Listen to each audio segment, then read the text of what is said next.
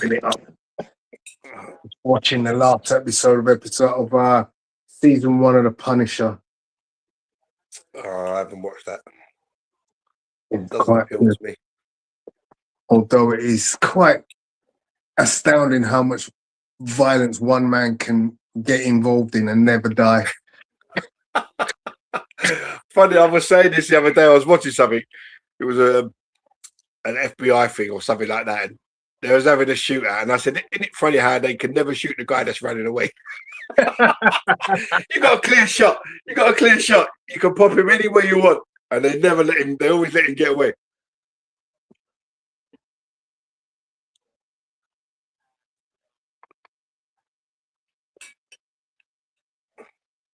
So Gary's team of the season: Raya, Timber, Saliba, Gabriel, O'Reilly, Rice, Fernandez, Semenyo, Silva, Igor, Thiago, and Haaland. Igor Thiago's overrated, man. I'm telling you that. I mean, all right, if you're just going on stats, second highest goal scorer, but what's he played in? What's he gonna? What's he achieved? A decent number of goals, but nothing when it really mattered, and nothing in anything important or significant. What channel are we on, Gaz? Sky Sports Premier League. Okay, thank you. Right, so are we live? Yes, we are live. Hello, everybody. Welcome to the Arsenal 101 Premier League's penultimate game for Arsenal. Arsenal at the Emirates at home against Burnley. Cranky has joined us. Yes, that's exactly what I wanted to see. Big up in the house, a man like Cranky. I've got a little something for you that I hope you enjoy. Yeah, we're doing it.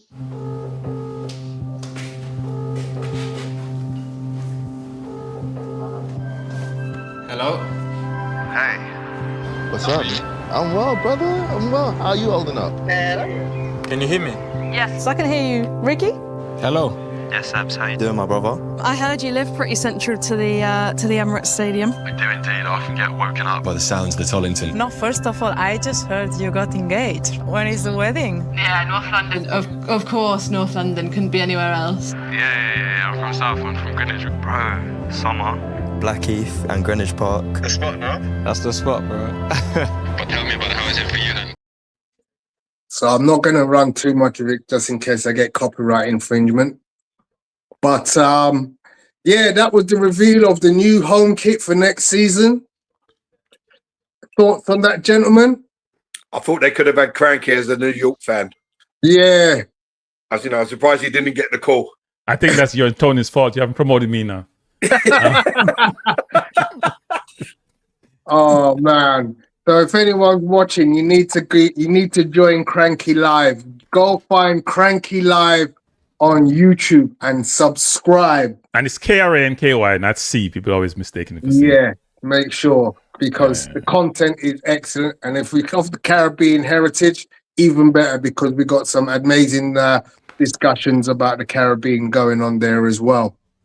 But that aside, as we know, Cranky is undoubtedly Arsenal through and through. I'll put the team sheet up and let's have a little chop up, because I think it's a pretty strong team. Raya in goal as always. I think Gary and I are agreed that Raya should have won Player of the Season. Mosquera at right back, Saliba, Gabriel, and Calafiori. Midfield of Rice, Eze, and Odegaard. And then we've got Saka, Trossard, and Havertz. Who are we missing? So we got no Martin Zubimendi. We got no Miles Lewis Skelly. Gentlemen, what are your thoughts on this lineup today?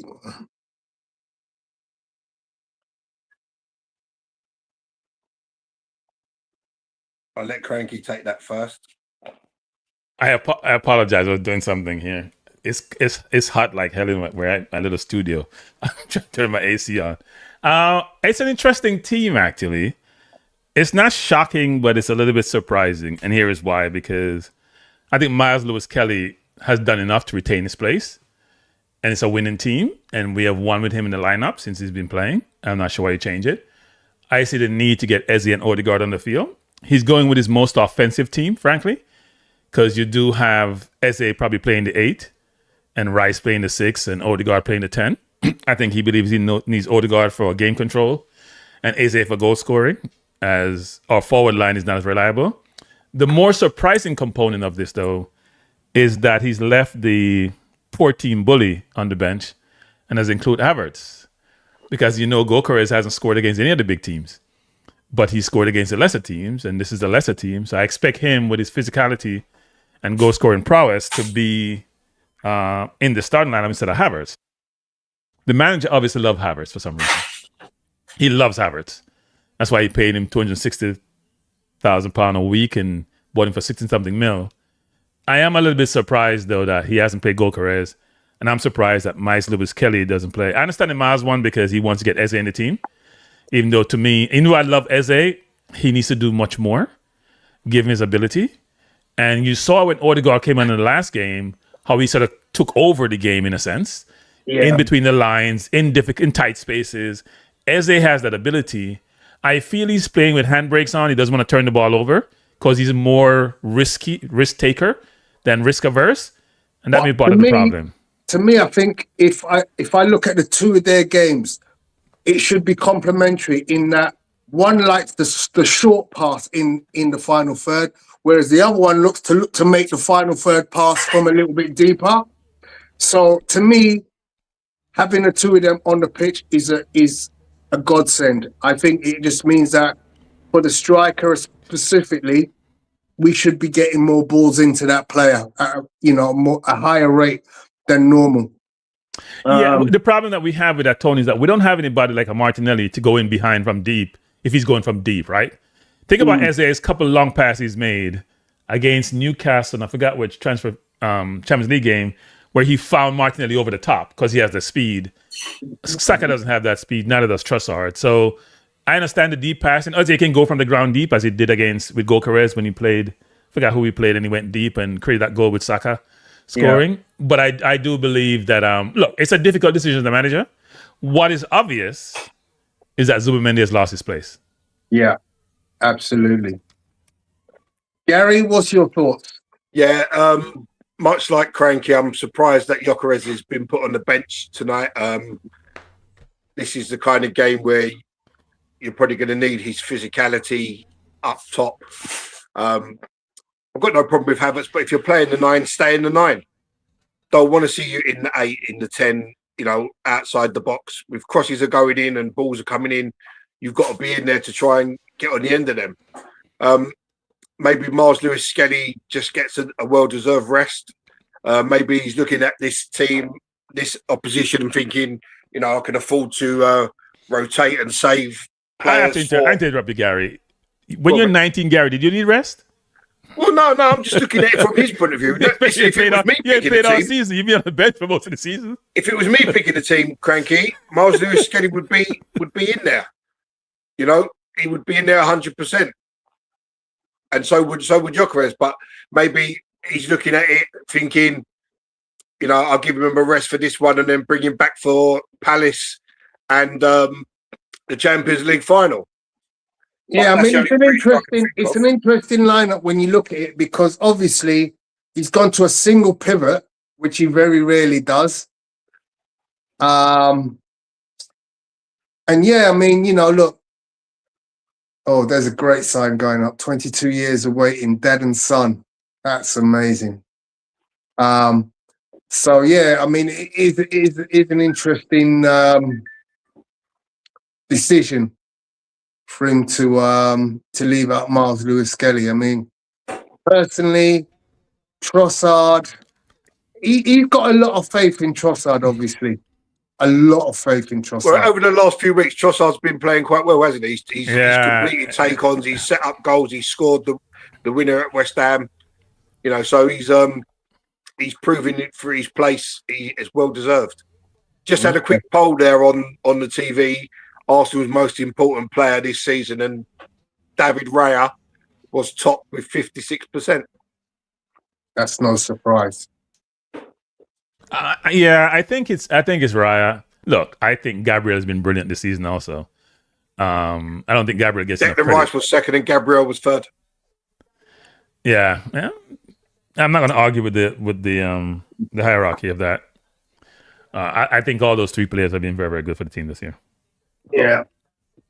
So I think Rice gentlemen, is also in the team of the year, right, for the Premier League. absolutely, and well deserved. So, gentlemen, what is your prediction for tonight's game? I want to see a shoot on sight policy. I want to see us score goals, be ruthless, and get that goal difference on City up to at least +3 tonight.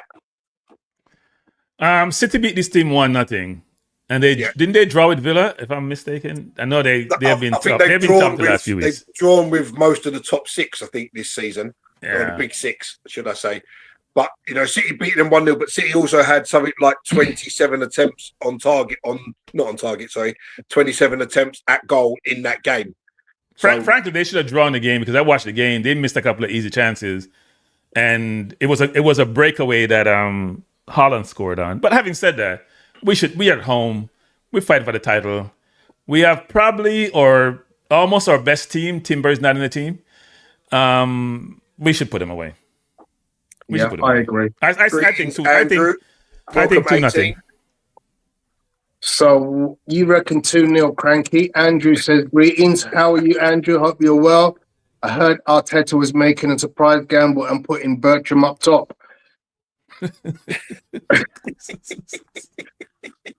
I reckon Bertram fancies his chances up there with that supply line anyway. I was good in the air, by the way. Minute, 1-0 Arsenal. I can put a header in the corner. I was good in the air.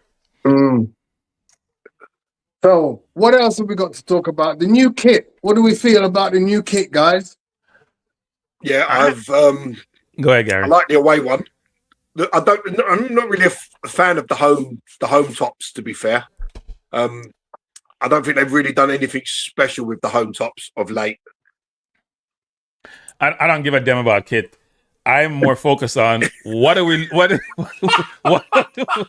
don't care. Just be making more money so we can give players more money. I'm more focused on what do we need going forward to get us to be like unbeatable, right? Yeah. Defensively, we are there. We don't need anything defensively. We have left backs. Okay. We have center halves because every one of our defenders are center halves, frankly, apart from the Manchester Kelly.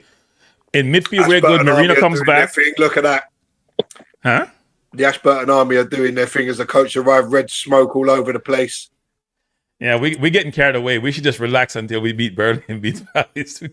I don't celebrate too early ever. I'll wait until the final whistle blow.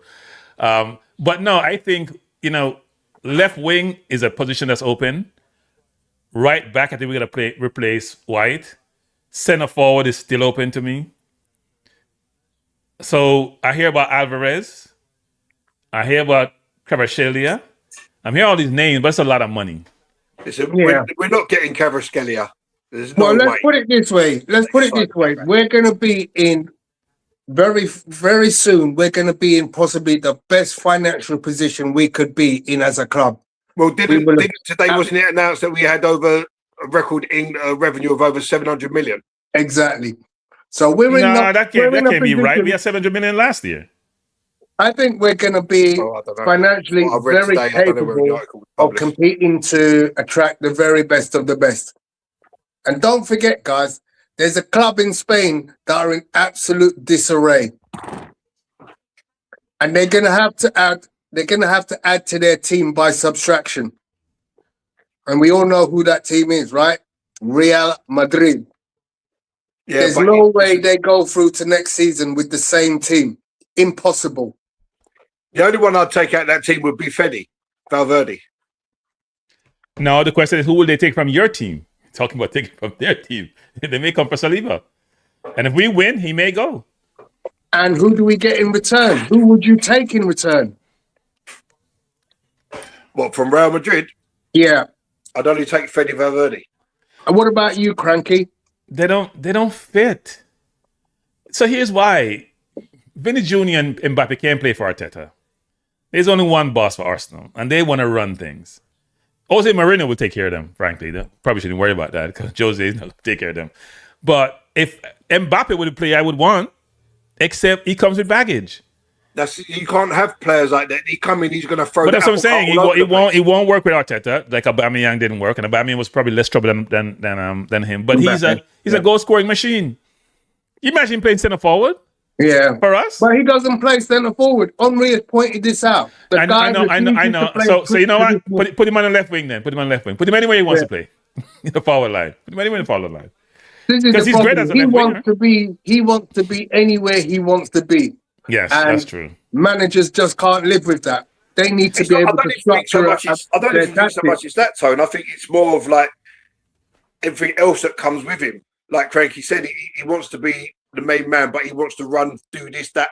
At Arsenal, everyone is together. You bring in an Mbappe, that splits the group. Absolutely. And I don't think you need players like that. My pick for left wing is Bradley Barcola. Me and Tony have discussed this multiple times. Absolutely. Bradley Barcola is my pick. And what you notice with players like Barcola, he will do the dirty work. He will come back and defend. You know, there's no qualms about him doing what Arteta wants. Alvarez will give you the same. But, give me anybody on PSG forward line. Anybody. Give me anybody. If I had to pick one from PSG, it would be Desire Doué. Yeah, Doué is ridiculous. He would be the guy.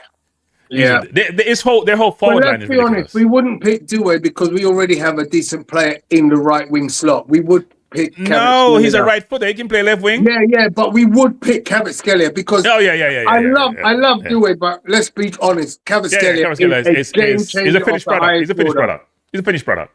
Absolutely. Yeah. I don't think there's a better left winger in the world than him right now. I would agree. And that would be the position that he would walk into the team and nobody would bat an eyelid because we would know team complete. We got it everywhere. Yeah. You know, we've seen a lot of links with that Mateus Fernandes of West Ham. Now, I personally thought he was decent when he was at Southampton. And when Southampton went down, I thought we should have nabbed him then. Yeah. He wasn't cheap, but he's going to be much more expensive now. Yeah. I mean, he's still going to be a kind of player that, you know, you could get value out of. The problem we have, Tony, is that the players that we have are too expensive to sell. And what do I mean? Their wages. So D in the chat says, salute to the 101. Not convinced by this lineup. Don't know why the Glock isn't on the bench, but let's back the players. Arsenal. Yeah, I mean, maybe he's just got a little knock or something, you know, and they're just keeping him. Yeah, Arteta knocked him to the bench. Is he actually even on the bench? He is on the bench. Oh, okay. He wasn't he on the bench did he bench the last game? Yeah, he benched against he benched the last game, didn't he? So Andy is asking the question, is Julian Alvarez the answer up front? I mean, he's definitely got a lot of attributes that make him better than the two options we currently have. The one thing I think we're missing is the speed. I just think, you know what? You are back to the era of speedy forwards, you know, Theo Walcott, Thierry Henry, Nicolas Anelka. You know, teams can't deal with that. Obviously, Jeremy Doku very fast. There, Tony, what you've got to look at there is when teams are playing the low blocks, there's no room in behind to run anyway. Okay. Yeah, you know what I mean? Alvarez is a skillful player. That's what you need. Create something out of nothing. Like Jesus would do once in a while. Right? That's what you need in a forward. You need a forward who can take the ball and do something with it. Gokares can't do anything with it. So it's a deal for you. It's a deal for you, yeah, Cranky? Oh, definitely. I like him. Okay. I watch him against us. Without a midfield, a 10 that's giving the ball in decent position. He's a very, very good player. Excellent. He's a very, very good player. Not beyond the realms. You know, I'm heard they're hiring £130 million. That's a lot of money. That's a lot of money, but that's the kind of money we can afford. And he's already played in the Premier League, let's not forget, with City. Exactly. And he knows the league. You know, the thing is that if anyone can get him, Arteta can, because he knows him. He's worked with him. You know, Yeah. and if you're looking from the outside in and thinking to yourself, well, if there's a team that I could join where A, I know the coach, B, they're on the upside, they could be potential Champions League winners, it's Arsenal. We tick every box. We could probably afford the wages, no problem. Yeah. Here's the question, though. Yeah. People from Latin America like to be in Spain. The language is the same. The food is probably similar. There's a lot of things which attract them, right? Whether it's Real Madrid, Barcelona, even Atletico Madrid. So can you convince him to come back to the Premier League? Where... Well, I think he only left City due to the fact that he wasn't getting regular game time because of Haaland. I know, but they all want to go to Spain. The weather is better. They all want to go to Spain. Just think about it. They all want to go to Spain. Yeah, Maybe Madrid or Barcelona. Barca one of them, but Barca can't afford him. But there's Right. now the London attraction, isn't there? Obviously, you know, yeah, we can't match the weather, but, you know, there is an attraction about London, which... Why is David Radio the one not wearing a tracksuit top? D-Dubs has put in the comments that he wouldn't mind seeing Barcola, Coyote, and a central mid. Bring in Krupi to replace Gabby Jesus. Any comments on that, guy? Yeah, Krupi, excellent young prospect, has scored a few goals for Bournemouth this What is season. he, 18, 19? Yeah. I'm not too sure. Yeah. He's about 19, I think. But Okay. he looks a really good prospect. Yeah, that's not a bad shout. That's not a bad shout by Cola. Coyote at right back also gives you the option of that mammoth long throw. Yeah, the problem is they're expensive players. Bournemouth looking to make Champions League. They're looking to make Europe. They're playing against City. They're 17 or 19 unbeaten. 16. If they win that game, they're not thinking about selling. At least not this year, anyway. It's not like when they had to sell Bournemouth Semenyo. only need a point against City to be sure of sixth place, don't they? And Yeah, let's not forget as well, if Villa go on to win the Europa League, Bournemouth will get Champions League via the sixth place finish. No, I don't think so, actually. Yeah, because Villa are currently I fifth. thought the issue was that Villa had to finish outside the top five, right? Isn't that Villa what it are is? currently fifth, which Right. gives them Champions League because we get 5 places for the league. Right. But if Villa But win the there's, Europa there's League, an oddity in there. There They is an get oddity. Europa- Yeah, they no, get they were Champions talking about League via the Europa there's League. something in there, Gary, which is I don't know what we should do some research and come back. I know I Yeah. heard something. I thought the same thing too, Gary, but I heard something a little bit different. Yeah, so I don't I've know. also heard something along the lines of Bournemouth need to finish fifth to be in the Champions League, which means they're relying on Villa not being fifth, I And don't think Villa they will can be catch in the Villa now, Champions. can they? Yeah. which in itself is just Villa have absolutely secured crazy. top 4. Yes, they have. Yeah. When they Yeah. won the other day, when they beat Liverpool, they secured top 4. Yeah. So it's a strange one. I'm not really sure what something crazy. Anyway, I've got the teams coming out onto the pitch. Because it's down to the Europa League, isn't it? Because the winner of Europa League gets Champions League. Right. So And- that and means you've got Villa a would have fancy- 2 places in the Champions League if they stay in the top 5, which they're guaranteed to do. So the place goes to 6th. There's a quirk in there, Gary. We got to find out. There's a quirk in there. Trust me. Yeah. I'll get my son on it. Yeah, there's a quirk in there. So we are just seeing the teams in the tunnel walking out. I've got to try and find if I can catch up with Gary because normally Gary's ahead of everybody else. It's Mike Jackson, interim head coach. So Burnley ain't even got a manager. I hope our interim coach don't beat Arteta. Well, it's the kind of thing that happens, isn't it? Why have you mentioned that, Cranky? Yeah, it should be a good game. Black Looking forward to armbands the are game. on. Who's the black armbands for? I hear complaints about Palace may not play their full team. Why the hell would Palace play their full team when they have a game 3 days later? Yeah, exactly. That's madness. And they're trying to win a European trophy. Why would they do that? So we've got the teams huddling. Are you there? Past there, Gary? Yeah, they're just showing the clock at the clock end. I've got the clock at the clock end as well. So you staying with us, Cranky, or you going to come back? I'm going to come back. I like All to right, watch my it in my friend. living room, relaxed. All and right. cuss. I can cuss by myself. Put your feet up. Pour yourself a drink. I'm back at halftime. I'll catch up with you at halftime. Take care. So North London forever. 3 games to make history is a big sign being held up in the stand. Hell yeah. 3 games to make history. We are at 270 that minutes away point. from history. Yeah. Absolutely. This is what we live for. This is the moments that History for Arsenal anyway. we pine for. 22 years in the making. I've waited for this moment to come back around. So it's Burnley to kick off.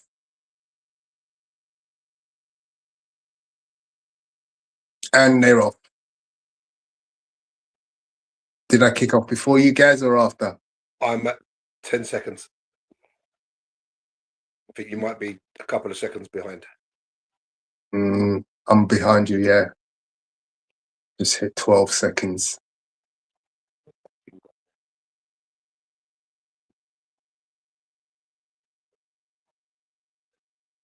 Burnley go back to the keeper. And go long.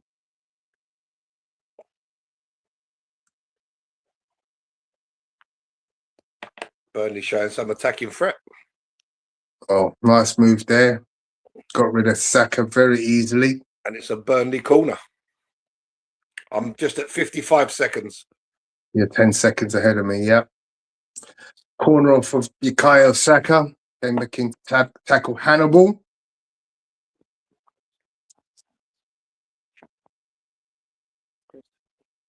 Nothing silly here, Arsenal. Bro, that makes no sense. So we've just been doing that little bit of research, and it turns out if Villa win the Europa League, their place from our Premier League spot goes to another team's champions.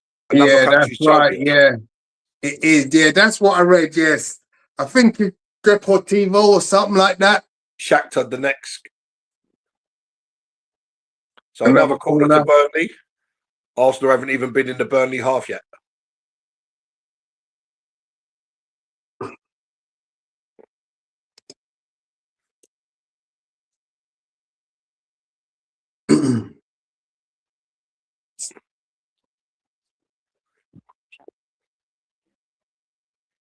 Comes to a second Burnley corner. And Burnley shoot just wide. David Raya with a dive for the cameras there. It was never going in. Yeah.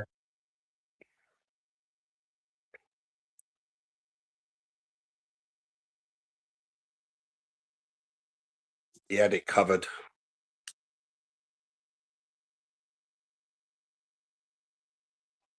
So Burnley have only won 1 of 19 Premier League games against Arsenal.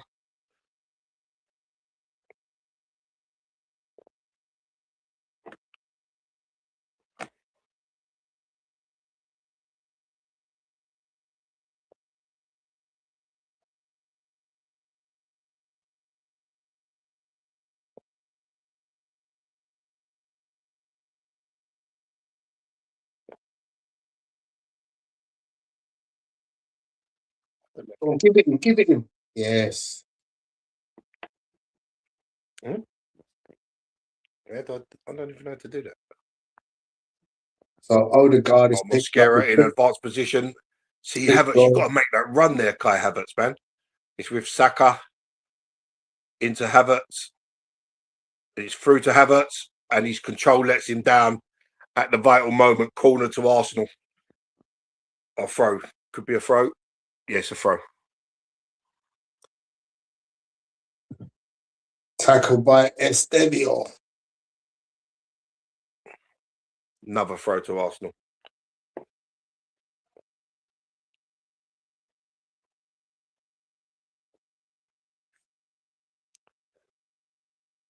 Saliba almost had it nicked off his toe there. Trossard infield. The left flank is wide open. Gives it to Rice. Mosquera's open again on the right.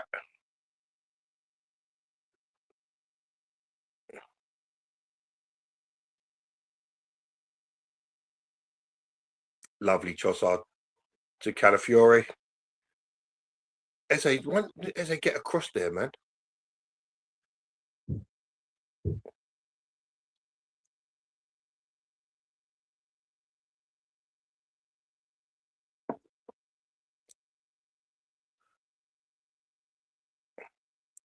That's where we don't want to see Odegaard in the back three. I don't get it. Mm. And the first thing I'd see is Mosquera's a little bit hesitant to get into the advanced position.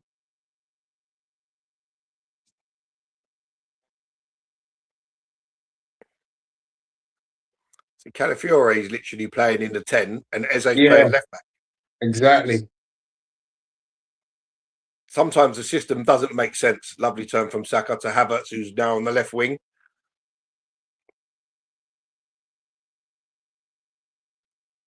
Saka can't take the pass. And it's out for a throw to Arsenal, just near the halfway line.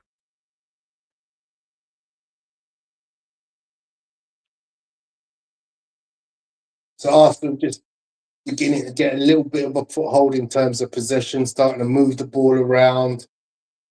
Haven't created anything yet. Everyone's getting touches. Declan Rice to Odegaard, to Mosquera. Good ball. See, Havertz comes out and he's playing. He's swapped with Saka there, and can see what he was trying, but the execution of the pass was just inaccurate.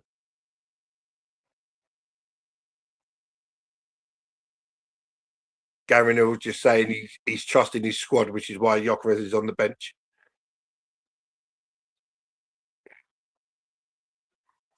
Destiny awaits, says Apollo, and Andrew Roach says, "Where is she, Apollo? Where is Destiny?" See, that if that's Gyökeres there, man, he absolutely bullies that defender. Havertz loses the ball.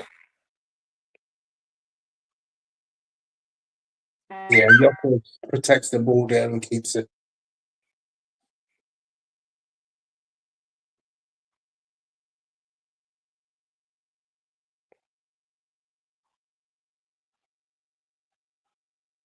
It's a foul, ref. Foul on Saka.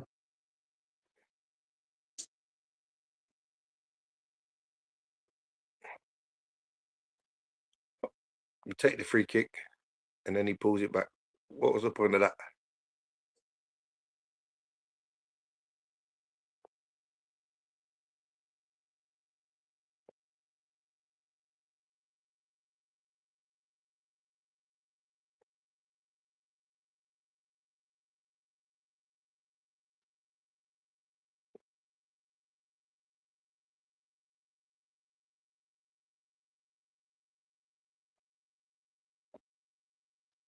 On ball toward Trossard. Yeah, out of play.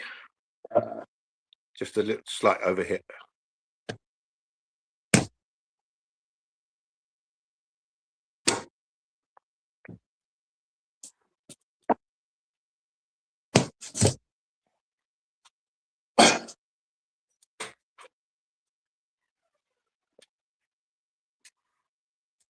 Sends it long. It's Saliba panic there, man.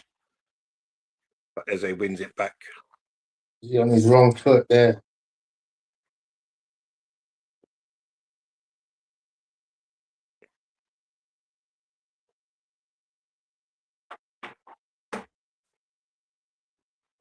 Trossard loses it at that time.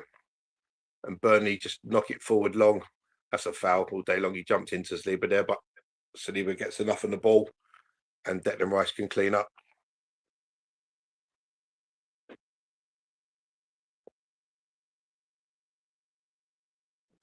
So Burnley not necessarily parking the bus here. They're playing a very open 4-4-2.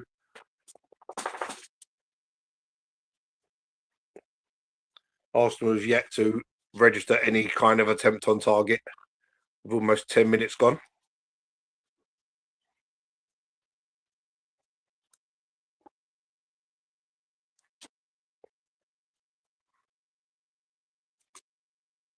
Calafiore releases Eze. That's a foul, ref, surely. Eze's taken out. Free kick, Arsenal.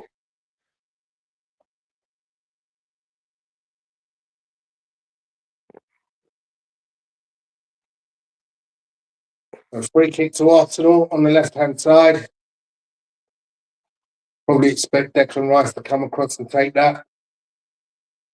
Set piece start.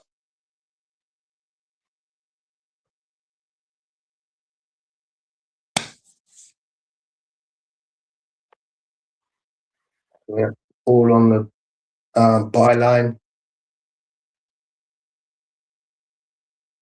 3 players at the back stick. Mosquera, Calafiori, and Havertz. In the middle, just punched Saliba. off of the head of Mosquera.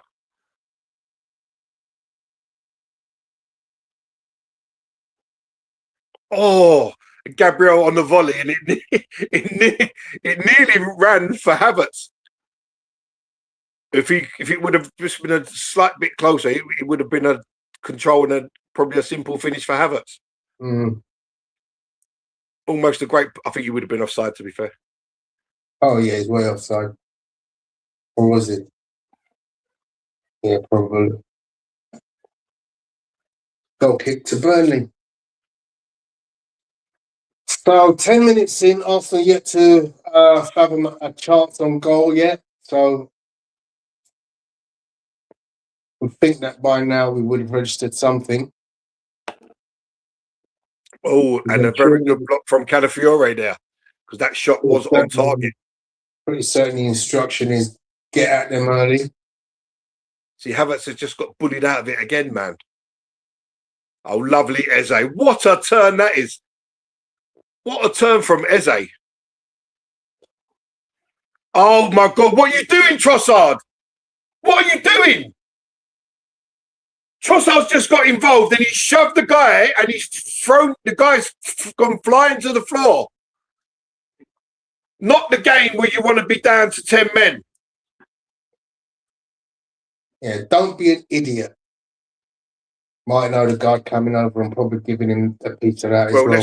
This is going to go to VAR, obviously, because it's Arsenal. If it was Bernardo Silva, they're not even looking at it.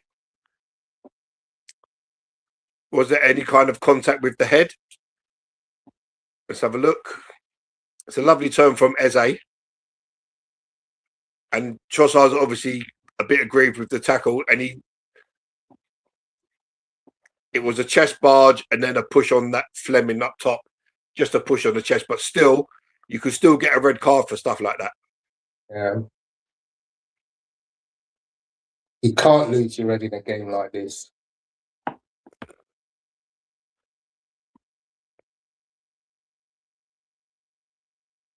No, you need every player on the pitch. You can't afford to go down to Saka. Havertz now on the left wing. Calafiore centre forward. Lovely ball through to Saka. He turns and the shot is blocked and it's a corner.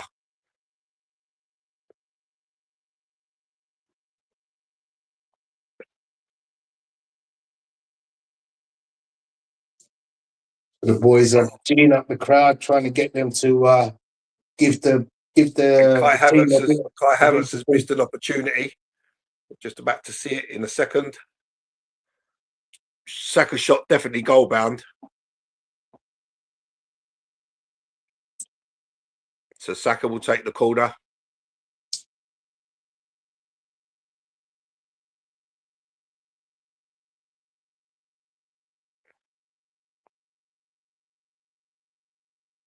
And it's played short to Trossard. Trossard to Eze. Eze to Odegaard. Finds Trossard. And Havertz. Good control. He's saying it's blocked, but the shot was wide of the near post. Yeah, he missed that. So it was a good move. Just lacked the finish there. He's onside, Trossard. Yeah, just snatched at the shot a little bit.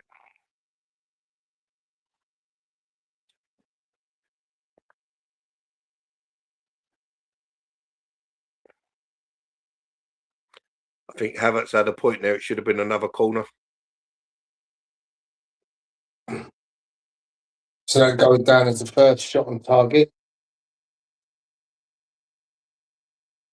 14 minutes in. Good ball to release Trossard. Oh, we've hit the post. Trossard hits the post. Good move. Oh, yeah, good move. Good strike. Keeper beaten and it's smashed off the base of the post. So close. And foul throw, wasn't it?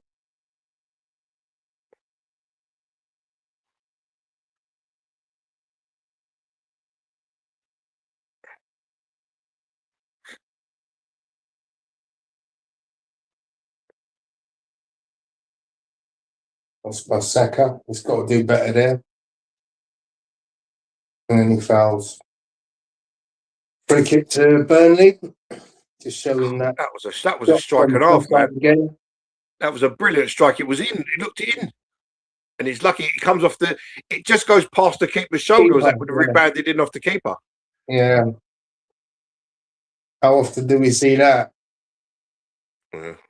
It's a good strike, though. The best one I've ever seen was Emi Martinez. Jorginho shot cannoned off the bar and hit him and went in. Could have happened to a nicer fella. So, ball's been in the Burnley. Lovely Trossard. Go on, Trossard. Arsenal are away. And the ball was terrible. But it's picked up by Eze. And the Saka, you've got to be alive to that. It was a poor pass from Eze, but both Saka and Havertz, Saka's got to be closer in. Yeah. And he's through there. I don't know why he's not making a run into the box, Saka there. He's on his heels, and he's not there. He's got to work that one out. But it's almost like Havertz left it for Saka. If I go Saka wasn't there. Forward, I've got half a chance of keeping that in.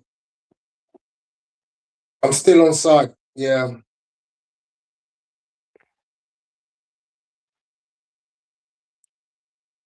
Declan's doing a decent bit of cover in there.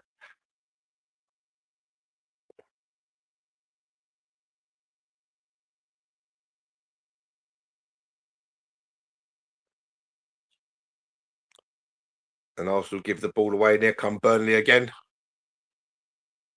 And the cross is whipped in. It's right through to the other side. Well done, Christian Mosquera. Oh, Saka's give it away again. Terrible from Bukayo Saka. And here come Burnley. And good defending from Rice. Saka completes the clearance. Havertz could hold it up. And he loses it.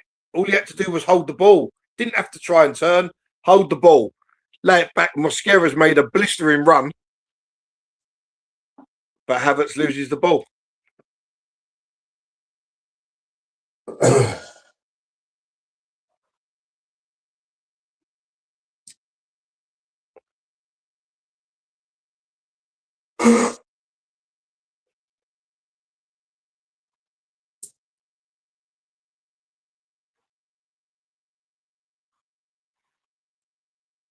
And Eze taken out again. Another free kick.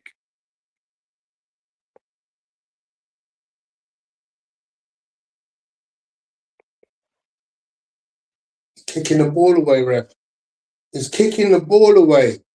How many times? Really? That doesn't happen anymore unless you play for Arsenal. There's so many things that you go, I'm sure we got red cards for that kind of rubbish. I mean, the last couple of weeks have really... Apollo's saying what's happened to the background, Tony, and there's no text on the screen. Oh, my bad, yeah.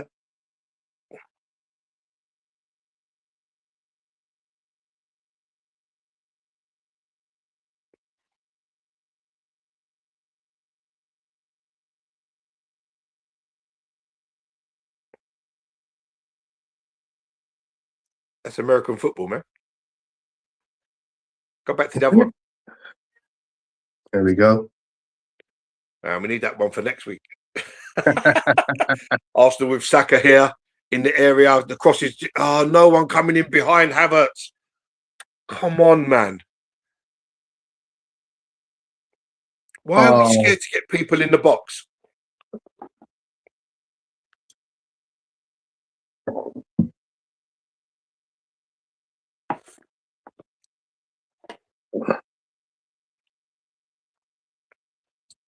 Sorry about that. Right. Housekeeping has been sorted.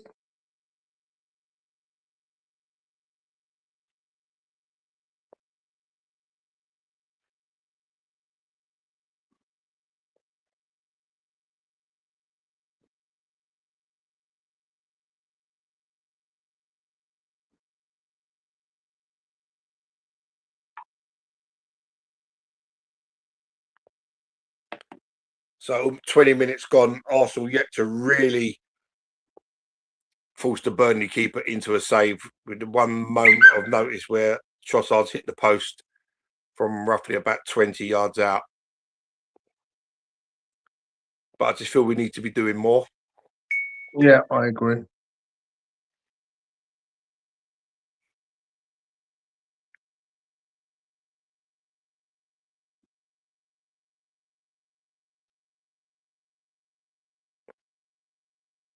To me, Odegaard's playing a little bit too deep. I'd want him to be a little bit further up the pitch. I don't understand why you'd want to drop him into the back three. Yeah, Where we have Rice sitting at the 6. You know, you want him upfield affecting the play upfield. I don't understand it. Lovely ball Yeah. from Rice, and it's cut out. Eze wins it, finds Calafiore. Odegaard with a terrible ball. Saka retrieves it. Calafiore then retrieves it from the Burnley player on the right flank. Calafiore in the right flank.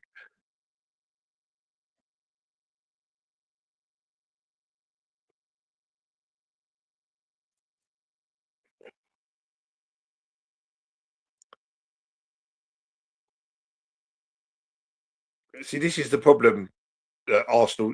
Burnley are not even in like low block. There's space. There's plenty of space. But Odegaard is playing so far back. yeah. He's not able to operate in the space. He needs to be operating in between those 2-3 lines because basically he's a 4-4-2 from Burnley, where the two strikers are actually in their own half. But it's definitely two lines of 4. You know, then you got Havertz coming. Then you got Havertz coming so deep. Furthest player forward at the moment is Calafiore. Odegaard refuses the pass, and then the little touch round the corner is to no one. Saka wins it back though, and he can run at them. Havertz again is not in the box. He's taken Saka's place on the left wing.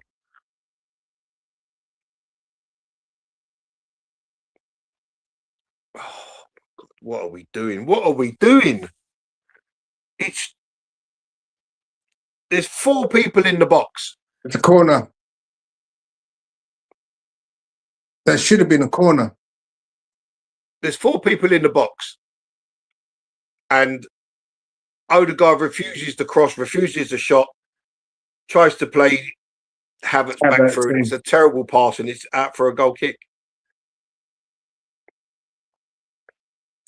But that's Odegaard's game. He wants to find those tricky little in-between passes, but he needs to stay there.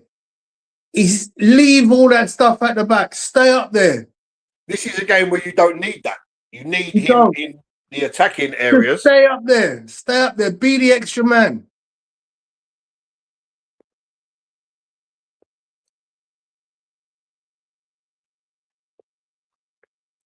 Here come Arsenal again with Trossard. Cuts inside. Delivers a cross. It's headed out easily. Mosquera recovers. To Saliba, to Odegaard.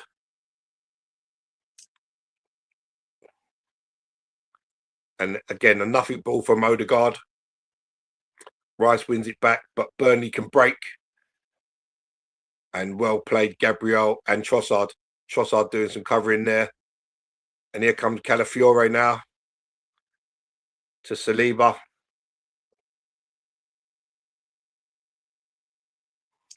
To Mosquera.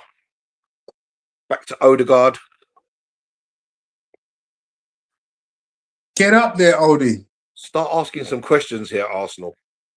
Odegaard needs to move at least 10, 15 yards forward and start asking for the ball in between the lines. What kind of a dirty foul was that? That should be a yellow card. He was late on Gabriel there. Yeah. Definitely.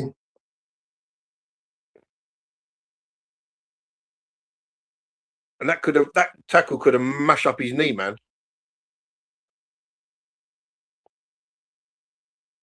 That's horrible tackle. That's got to be yellow card.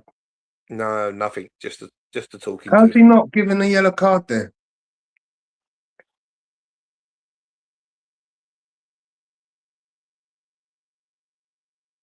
I wonder what Declan Rice has had to say that he's had to put his shirt up. You're a cunt for doing that, you know that. Language. This is a family show. What else could he possibly have said? So again, Arsenal refused to put the ball in the box, and we want to play it short. It's with Trossard. Couple of step overs. He loses the ball. It's back with Rice though. Rice to Odegaard. Why is Odegaard literally the last man back? Saka and Odegaard are the last two men back closest to David Raya. There's the ball. Oh, he should have strummed that. What's Lovely. Go on, Saka. What you got? What you got? Too late now. it's a good pass to him from Eze. Oh, that was almost a fantastic ball from Declan Rice.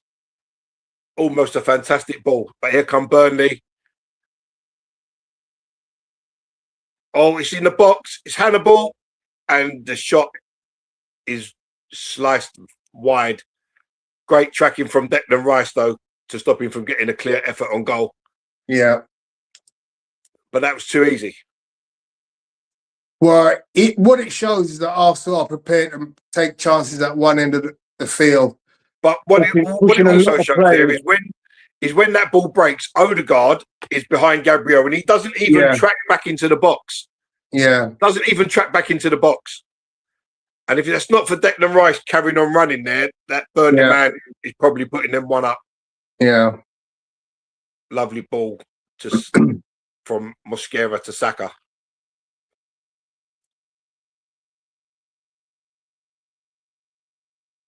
He finds Havertz on the left wing, not where we want Havertz. See, this is the problem. When Havertz plays, he drifts all over the place, and we have no focal point. And it's with Odegaard who loses it after a poor touch.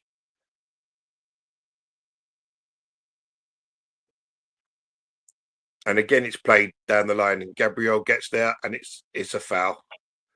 It's the same player that took him out, and now he's sitting on the ball to stop Arsenal taking a quick free kick. That has and he gets the yellow card.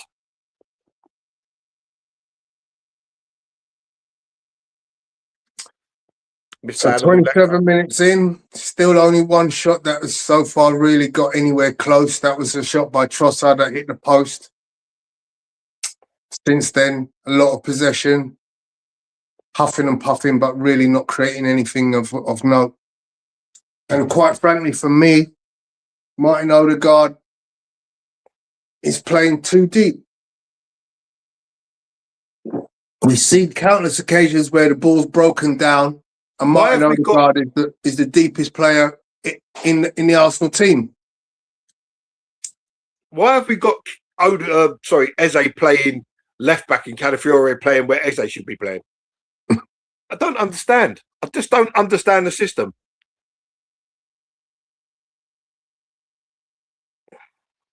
I mean, Calafiore is pretty much playing up there as a 10. Look, Havertz is playing in the 10. It makes no sense. And it's there, and it's cleared.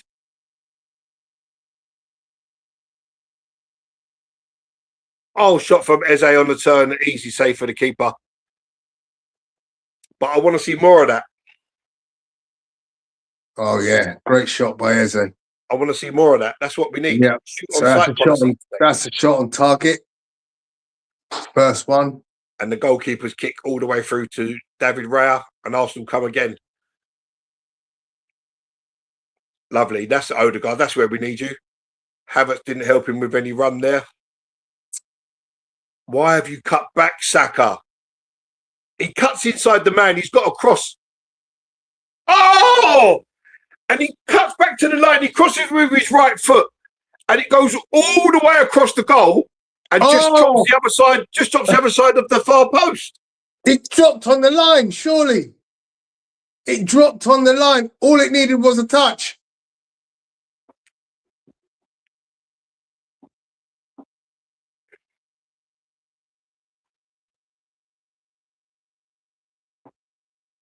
Someone had to gamble on that. God, that was so close. I thought he'd fluffed the chance because I didn't know why he cut back onto his right foot. Look, Havertz, get in the box, man. Havertz drives into the box now. He spurs the opportunity to shoot, but then he does, and it's a corner. No right foot. Finally did take it on his right foot. Because I was going to say that was sitting lovely for his right foot. If Trossard is in, if Trossard is up there, that's in. That's a simple. Any touch takes it in the net. Just put your chest on it. Put your any part of your body on that ball. It's going in the net.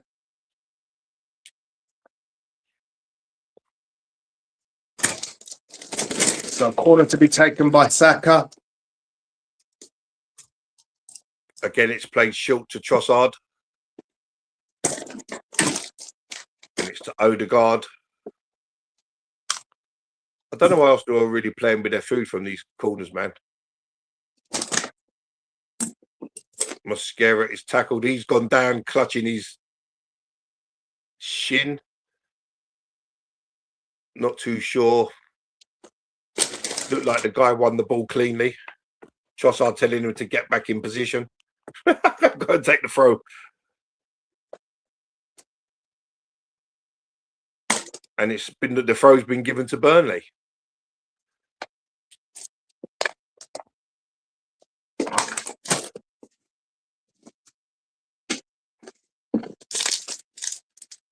Arsenal just really wasting time in this first half, really, because we haven't really looked like scoring.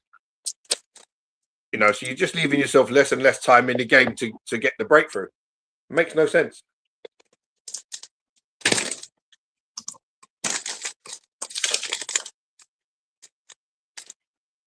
I mean, it goes to what Cranky said. Burnley haven't really been destroyed by any of the top six. They've all been close games. Yeah, but the opportunities are there. We're not playing to make the most of it. Mm. To me, Gyökeres has to come on.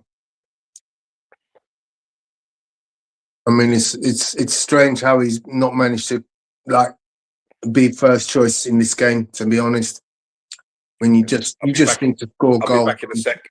No worries.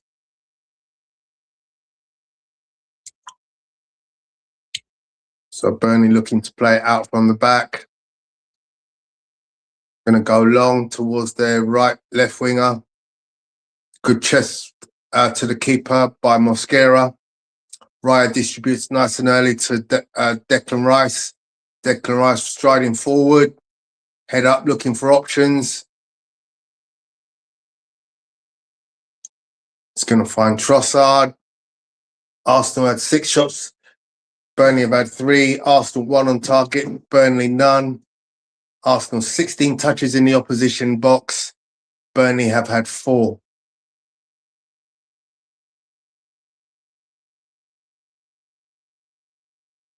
Nice touch there. Oh, Saka could have played in Havertz there. Just made a mistake of his pass. Havertz with a lovely ball. Oh, Saka's missed. And he's claiming a penalty. It was a lovely move. Havertz slides the ball across.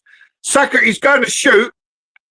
And he's down in the box holding his ankle. That's got to be looked at. Waved the penalty.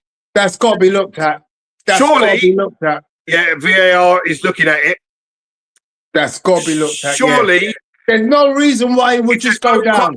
If there's no contact on him there, he's at least getting a shot away. Yeah, there's no reason why he's going down there. That's got to be looked at. That to me is a penalty. We're waiting for a breaking play before they. Yeah, there's a breaking play now, mate. VAR's looking at it. Saka's literally got up and run to the ref. Let's have another closer look at it. Havertz puts it across. And it's a penalty. He's blatantly. Don't tell me VAR waved that away. Oh, yeah, 100%. He kicked him on his shooting foot. He kicked him on his shooting No. foot. No penalty given. That is crazy. He's intercepted his shooting foot.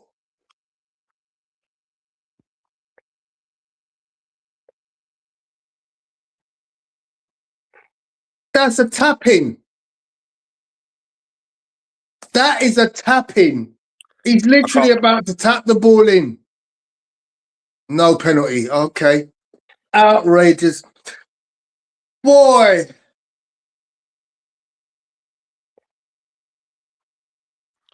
I tell you what, if we win this league, it's by some absolute amazing case that we haven't managed to get all the points that we should possibly have got, because VAR has been, and refereeing standards for Arsenal have been diabolical.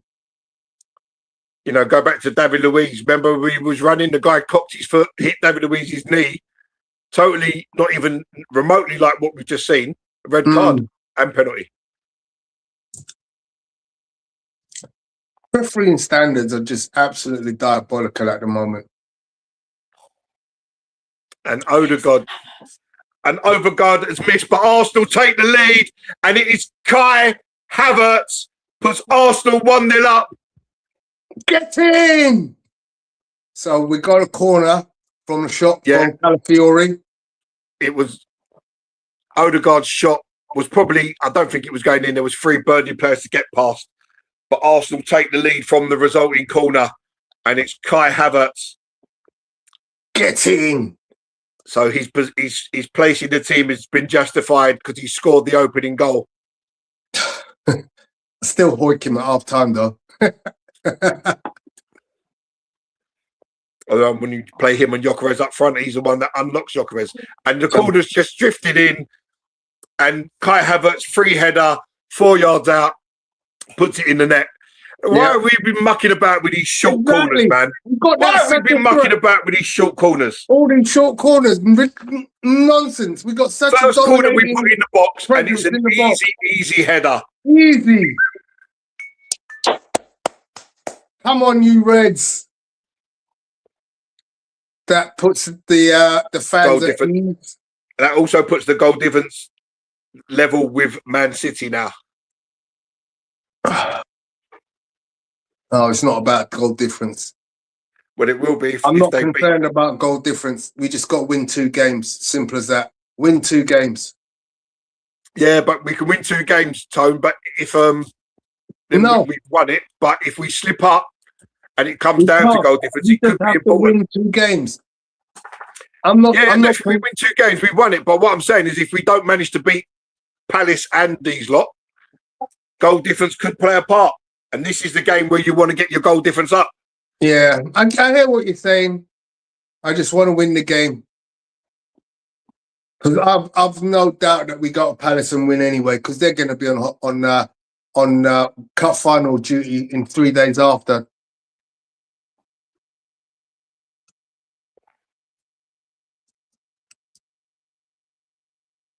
Get in. And don't forget, Bournemouth have got a place to fight for. So, you know, City might draw tomorrow and then it'll be over.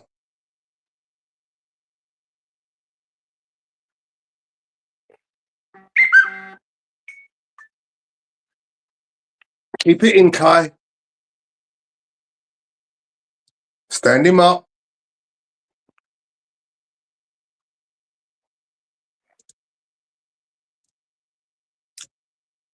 Here come Burnley. Burnley is offering something, though. They've come here to play Burnley. They've got nothing to lose, Burnley, have they? So it doesn't make Rice clears corner. Yeah. Calafiori going mad at someone.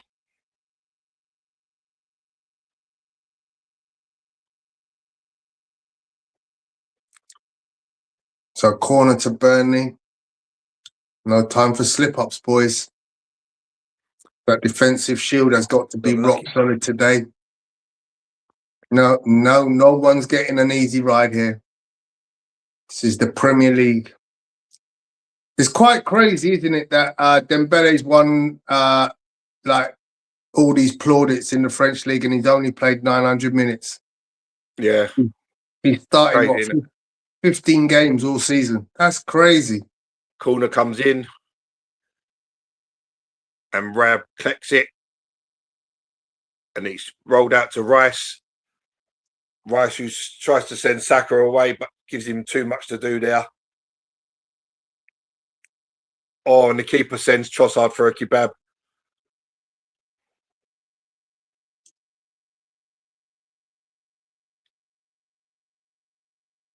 It's Preston, boys. Press.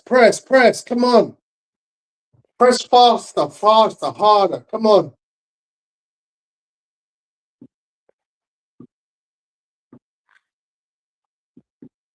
Burnley still trying to play football, though. They say it doesn't matter to Burnley, does it? They're already relegated, so it's, you know.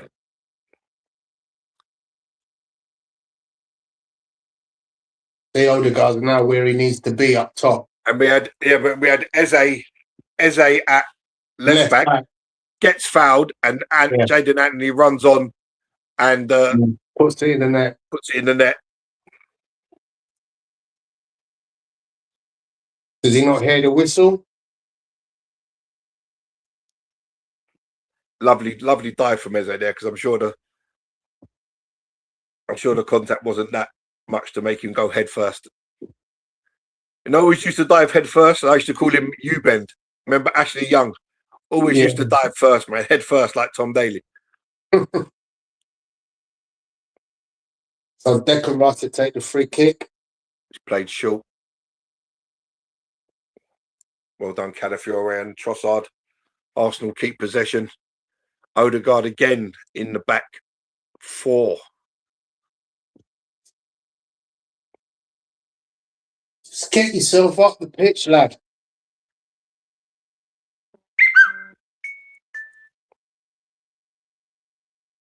Just showing the table. Arsenal on 82 points. Man City on 77. 5-point lead. So Man City. I should have carried on running Mascara. See, Havertz. But Havertz is behind Saka in the right back spot. And Odegaard's pass through is far too much on it, and it's out of play for a goal kick. That's unlucky. But he needs to stay there. Stay up. Stop dropping too deep. No, it's not like we're struggling at the back. Most assists in Arsenal history: Bergkamp 94, Henry 74, Fabregas 70, Ozil 54. Bukayo Saka now has 50. 50 assists for Bukayo Saka. He's racking them up. That was a foul, wasn't it? Yeah, because we're watching on this, isn't we? Give him. Release Tross. Odegaard, get upfield, man.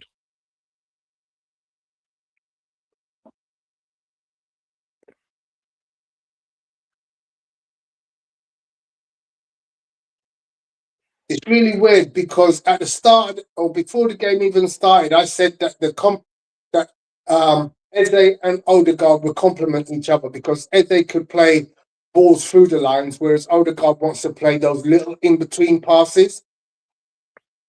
And in order for that to work... Saka just wide.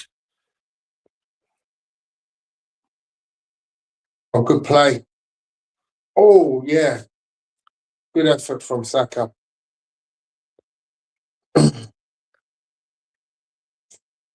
That weren't that far wide, man. Yeah, no. Arsenal beginning to click a little bit. Finding their passes a little bit better now. And therefore, as a result, creating opportunities. Yeah, D said, as it stands, Man City have to win tomorrow. Absolutely, yep. Have to change the graphic. I'm enjoying the game so much. I'm remiss of my duties. Big shout out to my daughter that's joined the stream. Arsenal come again with Havertz. It's to Saka. Oh, why did you touch it? Lay it back to Eze, man. They're appealing for a handball. Trossard does well and wins it back. Sets off Calafiore. Odegaard with another bad touch. And Burnley can run it clear. Odegaard again doesn't want to tackle. And he's saying to Declan Rice, go and win the ball, but he was the other side of him. Odegaard was the other side of him. He could have easily run around. Yeah, well done, Deck. He wins the throw-in.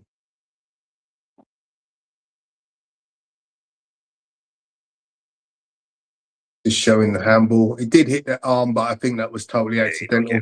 Not getting a penalty for that unless it's in Europe.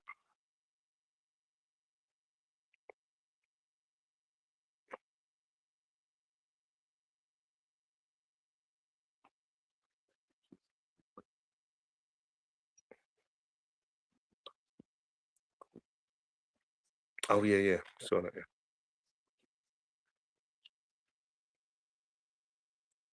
Arsenal playing around a bit at the back here. Mascara lifts it forward.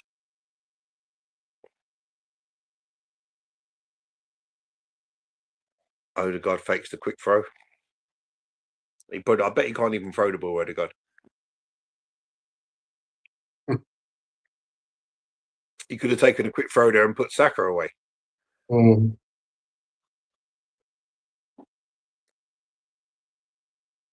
And that is half time. Arsenal go into the break. 1 goal to the good. Is this going to be another 1-0 to the Arsenal? Well, it shouldn't be, should it? Shouldn't be, but there's plenty of opportunities there. If you want to go and play attacking football, you're happy just to hold the ball. And I mean, to be honest, if you think about it, Calafiore spends a lot of time up top where, if I'm being honest, he's not really being effective at the moment. He is normally a pretty good player up top, but it's kind of like a wasted player up there. That's because we're not playing through balls and we're not putting crosses in the box when he's there. Yeah.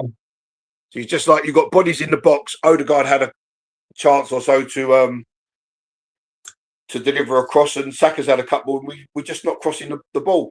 Yeah. We've had four or five corners. We put one in the box, scored from it. All the other lot have been all played short. Yeah. Important thing is that we're winning, and hopefully we can kick on in the second half, score another couple of goals, and really put them to the sword. I'm going to grab a couple of headlines, guys, and leave it to you. No worries, mate.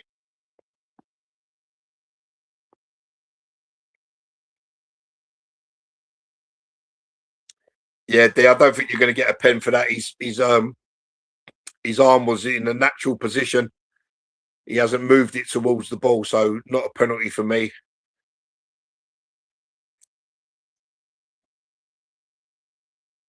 Although it may be given in Europe, but I think you're hard done by if that's given as a penalty, to be fair. Apollo seeing 60 million down the drain. Kai Havertz scores again.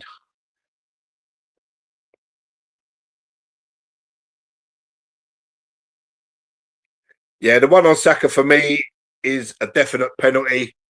They've obviously said that Saka catches his foot as he's in the process of shooting, but we've seen them given numerous times, and I alluded to Tony during the game that I remember not so long ago, David Luiz running behind someone who went to shoot, and in the process of cocking his foot to shoot, catches David Luiz's knee, who's running behind him, goes down, and it's a penalty and a red card. So it's very confusing. But Arsenal need to really do a bit more in the second half and really up the tempo a little bit and try to score a few more goals. Yeah, the Saka one would have definitely been a red card. There's no attempt to win the ball there. And if you're placing your foot in the path of someone that's about to shoot anywhere else on the pitch, it probably is a free kick.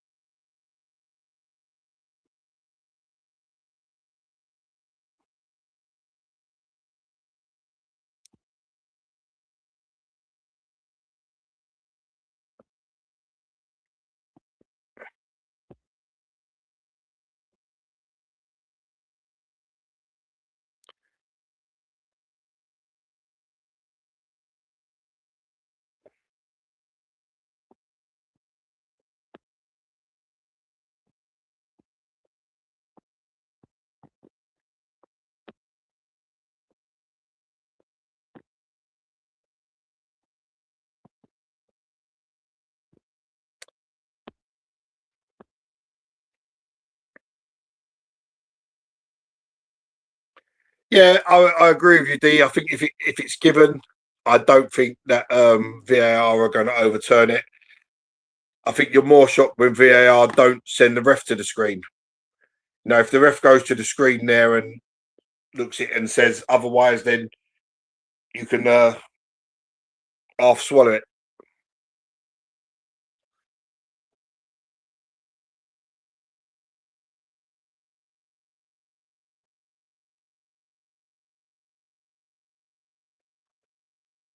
Where's Mr. Cranky? I'm here. You can hear me? Cranky ain't paid his internet bill. You can hear me? There he is. Can you hear me? Can you hear me? We can hear you now. Oh, okay. Yeah, loud and clear. How are you? Arsenal is stressing me. Uncomfortably happy. Uncomfortably happy is the right way to phrase it. Very uncomfortably happy. What the hell is this about? For the first 20 minutes, we don't test their keeper. Like, what are we doing? And then the commentators are waxing lyrically about Odegaard. And I like Odegaard as a player. But if my 10 can't score or hit the net, that's not me. My 10 has to put the ball in the net. I'm sorry. You got a shot to put in the top corner. Put in the top corner. Don't be hitting on no defender. I mean, he looks good. He's controlling the game. And Eze has to get more involved. I don't know how you do that. I think Miles Lewis getting more effective than Eze because at least Miles is taking the ball and going at the defense, forcing them to make a decision. Eze is playing safe. I think the Saka one is a penalty also. I don't know how we get that to be a penalty. That's a penalty. In what world is that not a penalty? In Arsenal as well, Cranky. Jesus Arsenal, Lord. How And many it was so times, quick too. Cranky, Look how quick VAR was. Look how quick VAR was. Yeah, I mean, it's baffling. Look how many games we see blatant penalties, blatant offences. You know, But look at the FA Cup final. The FA Cup final itself. Kusanov is like just a serial fouler. Yes, and in people's back and don't play the ball and never gets called for a foul. He's not even looking at the ball. He's just basically saying, "I'm gonna take the player out." Yeah, he did that yesterday too. And I don't know how he gets away with it so often. Against Chelsea, he did the same thing. He didn't play the ball at all. He done it twice against Chelsea. So and people are like, it's shoulder to shoulder. With Odegaard, guys. They're saying shoulder to shoulder. What is shoulder when you're running into me, not playing the ball? That's not shoulder to shoulder. Interview with Odegaard. As many goals as possible now. Yeah, for sure. We have to go for the second one. And then, just keep going. And keep finishing it and get some more goals. Thank you. Oh, so we're barred from the Americans now. We're interviewing at rare halftime interviews. Yeah, we're glad to be teaching you something. I mean, that's what we're here to do. So, boys, I'm just going to pull up some stats for you very quickly. I pulled off the internet. Let's start with this one. Tonight is only the 13th time in Premier League history there's been a gap of 58 points or more between two teams before a match. We're not playing like that. We're not playing like that. Okay. 50 plus, age 24 and 255 days today. Bukayo Saka is the second youngest player in Premier League history to register both 50 plus goals and 50 plus assists, behind only Wayne Rooney. Nice. Havertz is about a good foot and a half off the ground there as he heads that in. Gabriel would have scored that also, right? I don't know what Burnley were doing, but Gabriel was right behind Havertz. But he's way above everybody. Arsenal have scored a set-piece goal. Was it 26? 19 different Premier League games this season. 26 in total this season? No, it's 19 in the Prem. No. But I'm saying 26 in total this season. Set-piece? Yeah. Okay, could be. Yeah, it's 26. At least that's what they said, the commentary said. A joint record by a team in a 38-game season. A joint record? Who has scored 19? That's a lot. I'll look it up. But Bukayo Saka is fifth in the league of 50 plus assists for Arsenal, behind Dennis Bergkamp, Thierry Henry, Cesc Fabregas. It won't be long before he tops that this time. He's actually number 5 in goal contributions too, isn't he? Okay. Yeah, I think behind Henry, Bergkamp, Van And Persie, Ian Wright. how did nobody tell me this bit of news today? Really? That Apparently. story's been floating around, Tony, for the last 2 weeks. Enzo Maresca is meant to be the man taking over. So apparently, well, if my source is correct, and they're normally pretty good, then Pep was leaving at the end of this season. Yeah, it's on Yahoo Sports. I'm looking at different. Yeah, so that story's been floating around for the last couple of weeks. Enzo Maresca is the man that is taking over. That's the whole reason that Maresca left Chelsea, because these talks have been going on since way back when. So he's leaving before they get relegated? Yeah, he knows what's coming down the pipe, doesn't he? He seems like that to me. Oh dear. Because I heard the charges will be coming out in a few Guardiola weeks. managing in the conference. Ain't been a conference. Well, conference. Oh, yeah, okay. They're getting punishment. I don't know what the punishment is, but it should be ugly. It should be ugly. And you see now, there was also a story floating about this week that instead of a points deduction, they're going to allow clubs now, if they break rules, to face a fine, which makes no sense to me whatsoever. That's like saying teams like Man City and that can just do whatever they want, and then when the fine comes down a few £1 million, which is like pocket change to these guys, it's if that comes in, it's football's done, finished. What, they'll just fine them, not demote them, or yeah, instead of points? A points deduction, it's going to be a monetary fine. So does the monetary fine count towards the PSR numbers? They count to PSR numbers, or whatever the new rules are? I don't know. If we're being honest, then look, football right now is in a complete mess. What with the officiating, the rules, VAR, it's in a complete mess. I think VAR. Look, I think VAR. I'm a supporter of VAR, but it's about the human beings making decisions, not about the technology. Yeah, and human beings continue to make bad decisions. What's the point in having it if you can't look at something? Because ultimately, this is what the game was about. You look at an incident, you make a judgment. Well, VAR is brought in to give you the opportunity to look a little bit closer at the incident and make a decision. Now, what has changed, Bertram? Nothing has changed. We're still looking at the same situation and making the same errors. No, things have changed. If they give you 5 minutes, give you 10 minutes, you're still making the same errors. Then I don't agree. Things have changed. Here's why things have changed. Because most of the decisions we complain about is when a decision was not made subsequent to the actual event occurring. I mean, the referee missed it and VAR was corrected and VAR something is wrong. It's not like most time VAR is overturning a correct decision. So VAR is actually reducing, it's not eliminating the errors, it's reducing the number of errors. When people think you should eliminate the errors, because human beings are still making a decision, even with hindsight. I'd like to see the statistics, but I personally just think, what have we gained out of having VAR? We're seeing everything, but we're still making the same errors. I'll tell you what we gained, Tony. Go on. After review, number 19 holds, commits a foul on the Arsenal number 1. That's what we've gained out. No. But here's the thing, guys. Here's the thing. If we were saying the ref got it right and VAR overturned incorrectly, it's a different discussion. Most times the ref is getting it wrong, and sometimes VAR should overturn a decision that was wrong in the first place and not doing it. Yeah, but a perfect example there, Crank, is the foul on Saka. Why exactly? The ref got it wrong. The ref gets it wrong. Yes. So why is VAR looking at that and saying to the ref, I think you've made a mistake, can you go and look at it? They should if the have, ref then goes and looks at it and then decides it's not a foul, then that's okay.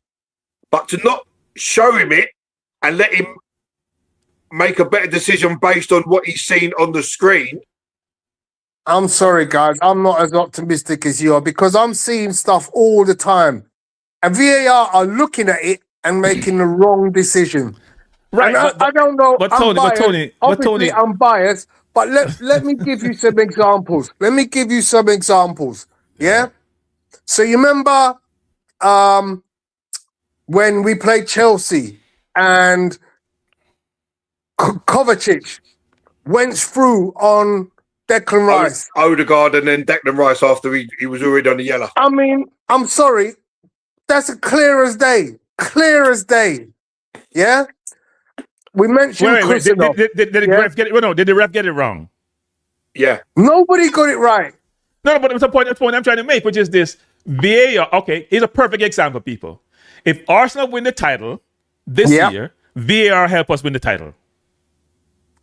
With one decision. That's all you need. It's really one decision. You only need one. If we only need one. We only need one. Yeah, but hang on. If VAR got their decisions right, we'd have won the league already. No.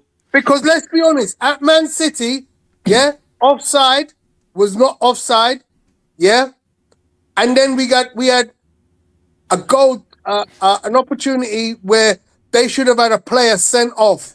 Yeah, but the ref, but you missed my point. The ref missed it. That's not the ref missed it initially.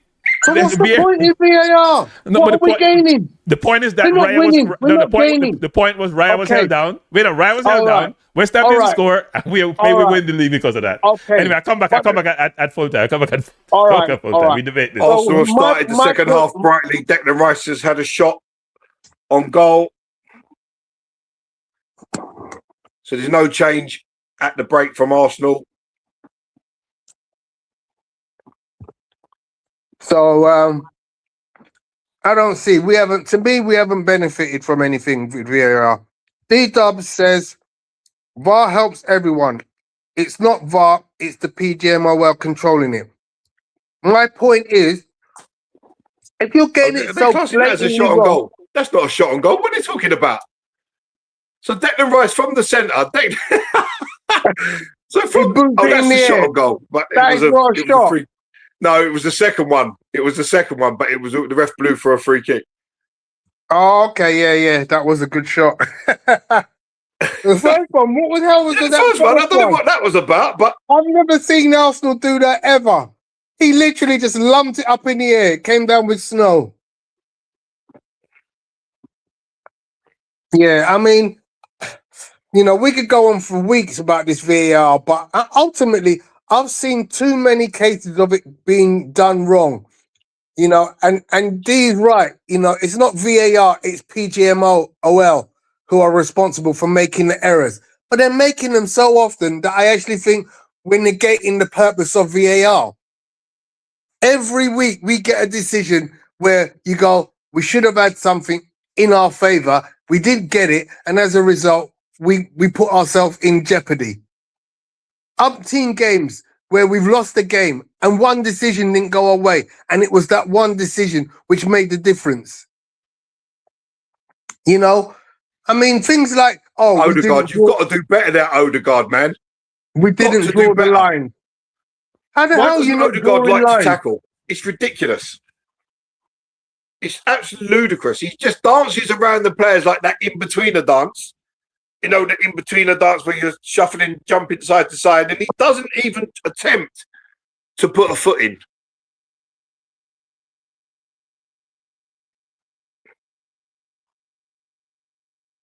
So I think I've harped on enough about VAR. Let's get back to the game. It's a debate that's going to just rage and rumble and rumble. Yeah, I'm done with it, guys, because we by default we just don't expect the decisions. Yeah, we see it, and we go, we're not going to get that. It's because it's Arsenal. We ain't going to get it. So to me, what's the point in having it? We ain't never getting the decisions, and yes, we get one every now and again. But let's be honest, how many times have we not had the decisions? Because if we had the decisions properly, the league's done. We'd have won the league 2 weeks ago. Well, if Everton should have had a penalty when they was 3-2 up against City, that was then given wrongly. They've come out and said so many times. Anyway, we move on. So no changes at half time. Same team. Odegaard up top pressing. which he generally tends to do. But if to me, he just needs to stay there, stay up top. He's drifting back, and then he finds himself behind everyone because he just lets everyone run past him up front. Get up front and start letting your ability to play in small spaces become a telling thing. Go on, drive. Gets barged off the ball, gets it back, passes it to Havertz, gets it back again, and goes backwards to Saliba. Moves the ball across the pitch, comes back to Odegaard, who's now playing in the back four. Why is Havertz occupying Saka's space?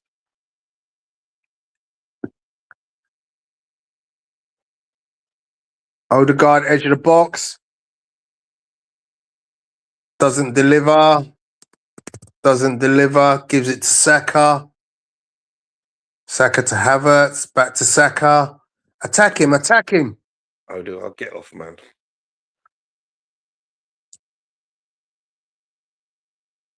Good foot in there from Christian Mosquera. I forgot Kyle Walker plays for this lot. Yeah. I mean, he's been so missing in terms of offensive threat that you don't know, because that was the thing about his game, wasn't it? He was an offensive threat. He's finished, man. He's over the hill. He's come down the other side now. So ball goes long. Most Saliba 1-0 wins this season. Arsenal leading that with 7.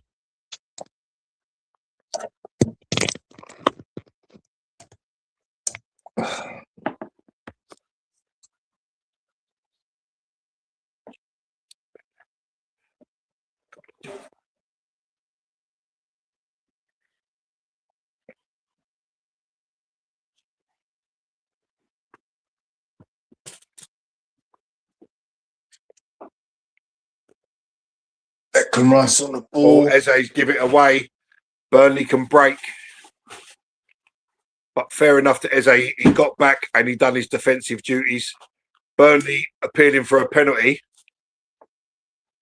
It was a sloppy pass from Eze anyway. But see there, Saliba, Saliba's not going to reach that. So Saliba just needs to hold his ground. Oh, it's never a penalty in a million years. Get up, man.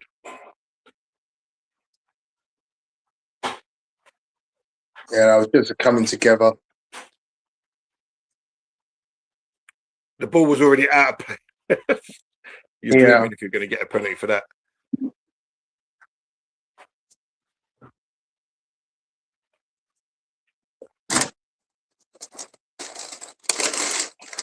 So Arsenal start again. Odegaard back in the back four again. Drives out. Goes long towards Trossard, but the ball's intercepted.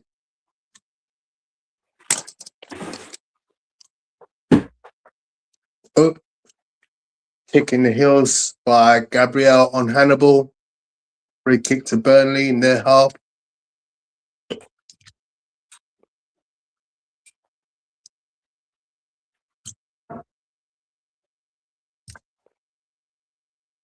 I wonder how fit Calafiori really is, because there's one of them games that you go, well, would you bring on Nkapie for minutes? Oh, and there's a cross in the box on Burnley there, and it's a good job that Fleming wasn't in the box, because Raya Rice between them, none of them dealt with it. And it's flashed through and it's out the other side for a throw. Yeah. That's a brilliant cross, though. Yeah. Saliba, Rice and Raya all stranded. I mean, to be honest, Arsenal in good positions.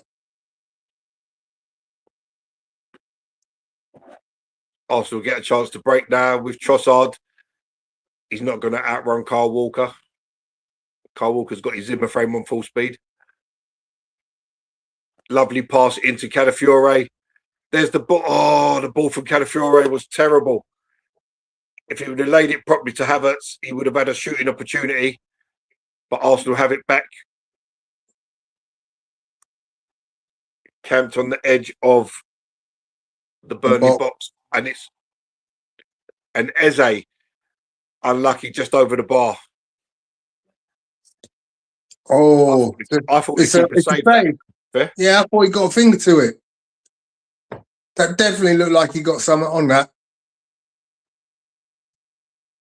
So once again, Eze in a dangerous position. The save that, man. Definitely. Yeah.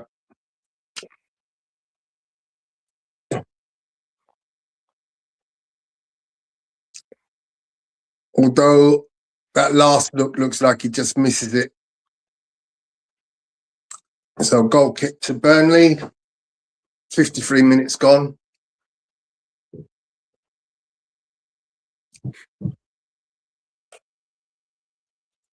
Yeah, Odegaard made a tackle. I'm celebrating that like a goal. Well done, Odegaard. That's his quota for the game. One tackle per game. That's his quota for the season, isn't it? We know he's 100%, isn't he? One tackle per game. One tackle, one. He runs into the right back slot. He's Mosquera's up. Mosquera's up. While Odegaard plays in the back. There's so much space, man. We always moan, don't we, about, teams playing low block and, but Burnley ain't. And it's like, oh! And it's across from Havertz and Eze arriving in the box and his header just hits the Burnley player to stop it from being 2-0. Oh. So Eze looking ever more dangerous. He's getting in the box a little bit more, putting himself in a position where he can be a goal threat. And he's done everything right there, Eze, because he's trying to head it back where the keeper's coming from. Yeah. And it just hits the Burnley player on the back of the head. Yeah. Brilliant. Unlucky. So Arsenal impress again. Odegaard up top. They need to sort out that press because Odegaard goes and presses, then turns around and he's got his arms up to say, why is nobody following up on the press? If you're going to press, everybody needs to press. That's better. Then you force them out into making more dangerous passes.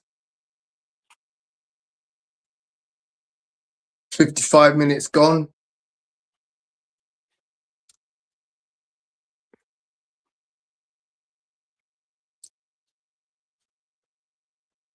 Oh, that's Hannibal again. He's committed a foul there on Mosquera. Mosquera's absolutely riving it on the floor, but play's been allowed to continue. And it's in the box, and it's cleared. Mosquera's back up on his feet.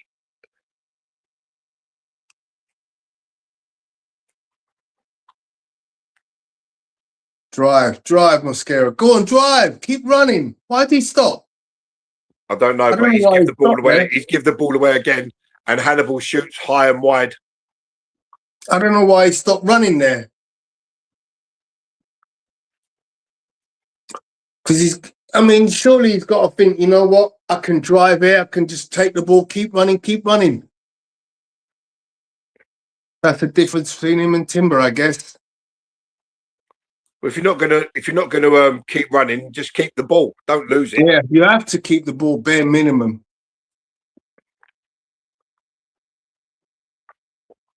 I don't know why that came up.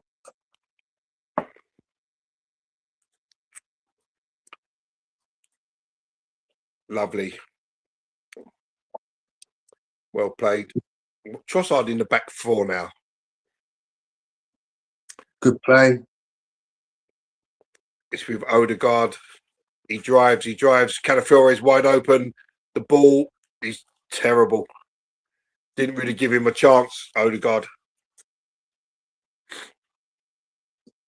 No, didn't give him a chance there. But I'm not mad at him trying to make that pass. That pass was the one if Calafiore is making his run in, like once he goes round the back, he's got to make that run inside towards the goal. Then the ball is spot on. So Havertz chasing the keeper. who clears, and Saliba's head up finds Odegaard. Again, Odegaard goes backwards to Mosquera. Oh, Gabriel that almost gave it away. Rice rescues him.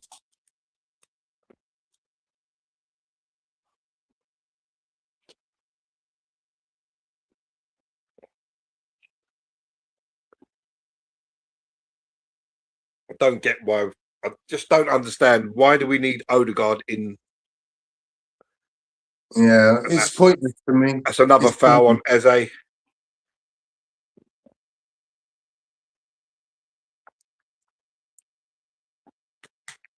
No card for Florentino.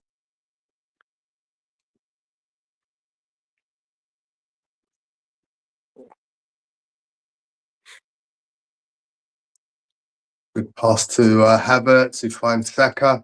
Saka 1-on-1 or 1-on-2. Oh, Saka into the side netting. I think he would have been offside anyway.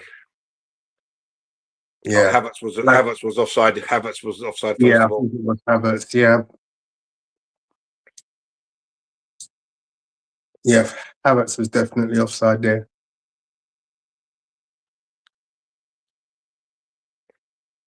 An Arsenal fan yawning like he's about to go sleep.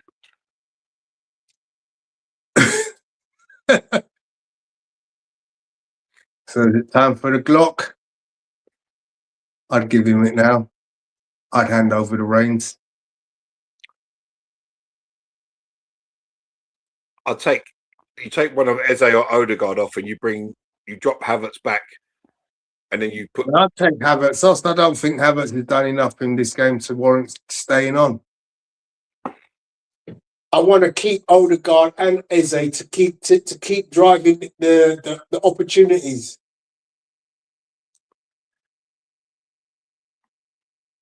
Free kick there, Rev, surely. No? Okay, yet again.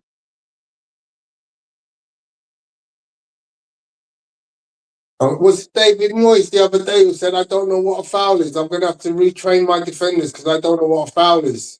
That's the thing, it's the inconsistency of the referees, isn't it? Yeah, I mean, if I'm a manager, I don't know what a foul is. And not PGMOL and the FA is supposed to be teaching people, like, this is what a foul is. And when you say that, that's got to be the way it is. Uniform. Consistently. Go on, Dex. Go on, Dex. Havertz again pulling out into Saka's space and he missed controls. There's no need for Havertz to be out there. There's no point in him being there. You're losing a body in a central area because Havertz is dropping way out there. I'm taking him off. I'm bringing the Glock on. I want the focus. I want the focus in the middle of the park. And Mosquera's gone down again. What's happened here? Has he got the free kick? Yeah, I think he's got the free kick. Yeah, free kick to Arsenal. Yeah. There you go. Just put that in.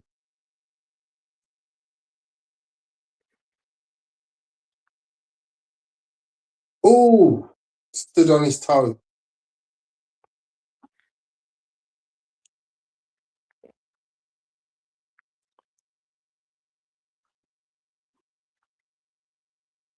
Now, why wouldn't you get Saka to take this free kick? If it was a corner, Saka would take the corner from this side. Yeah. So why wouldn't you get Saka to take the free kick from this side?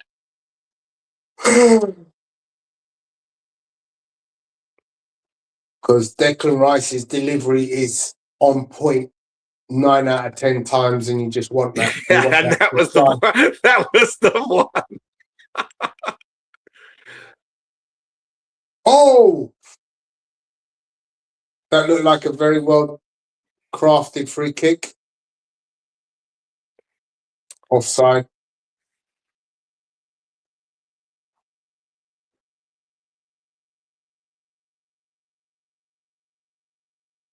So offside in the second phase of that attack.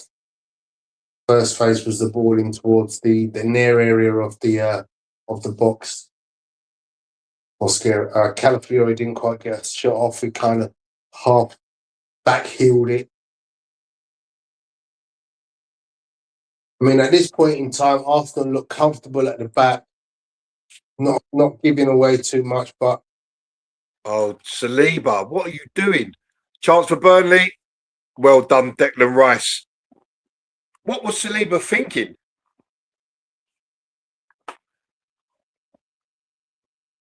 well done, Dex.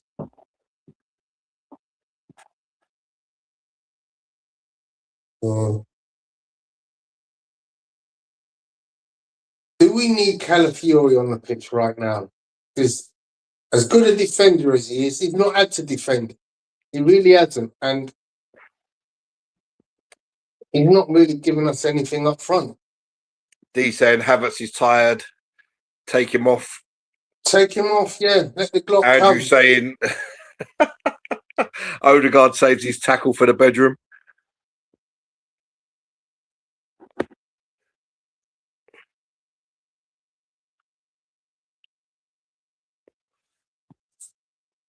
You've got to make yourself available, Saka. Oh, bad ball by Odegaard. Can see what was trying. I'm not mad at it.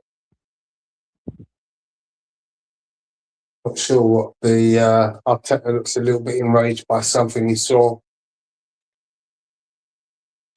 I think it's time for the subs. Yeah, I warming agree. up. 64 minutes in. We've got a little bit stagnant, so I think, fresh legs is what's needed at this stage. I think Martinelli, because he's got that speed, would be so dangerous at this point in the game. That was a blatant foul, but the referee's played an advantage. That's a foul as well. Well played, Declan Rice. Havertz is done.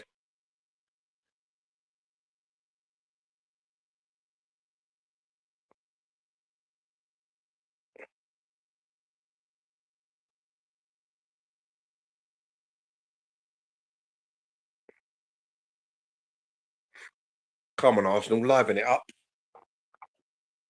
Yeah, that's what I want. I need some new, fresh legs on this pitch. It's time to release Trossard of his duties. Give Martinelli half an hour, 25 minutes.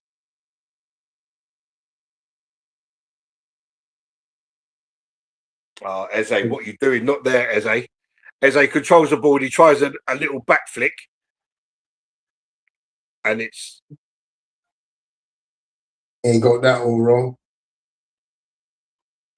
Take him on, Mosquera. Run him. Come back into the middle of the pitch where there's three Burnley players, but the space was on the outside.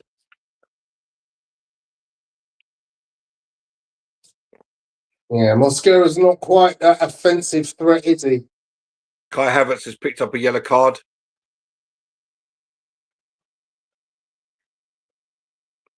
I don't mind that. Look.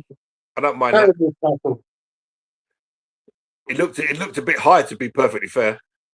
Terrible. Do you know what?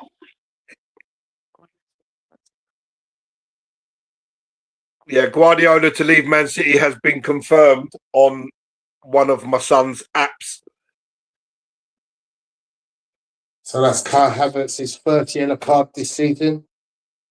To be fair, it's gone to VAR, Tony. He could be sent off here. Really? He could be sent off. It was studs up on the inside of the leg. Wow. He could be sent off. Watch it again, Tone. Watch.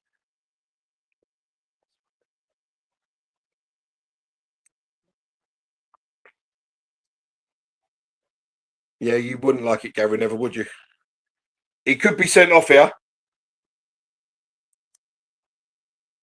It's a terrible tackle. It's a terrible tackle. It looked high when I first saw it. So VAR could be about to send him off here, and I wouldn't be surprised. And this is a guy that's probably played 7 minutes too long. He's tired. Yeah. And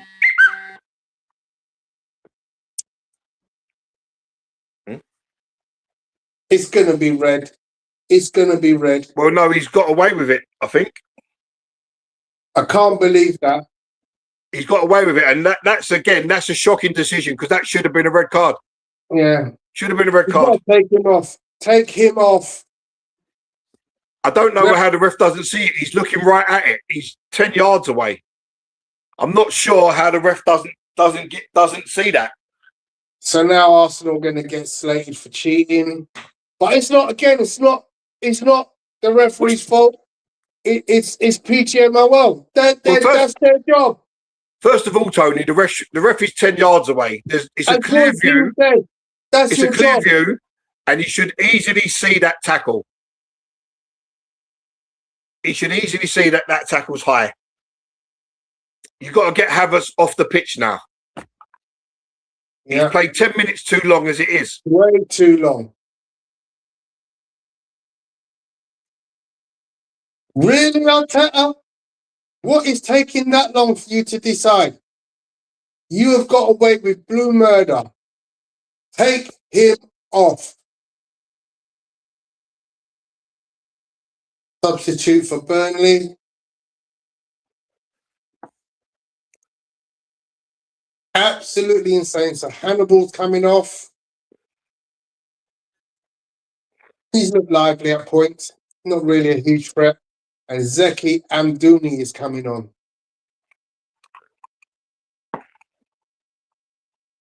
Who are you? Who are you? They're bringing on 2 subs. There comes Zeki and the other sub.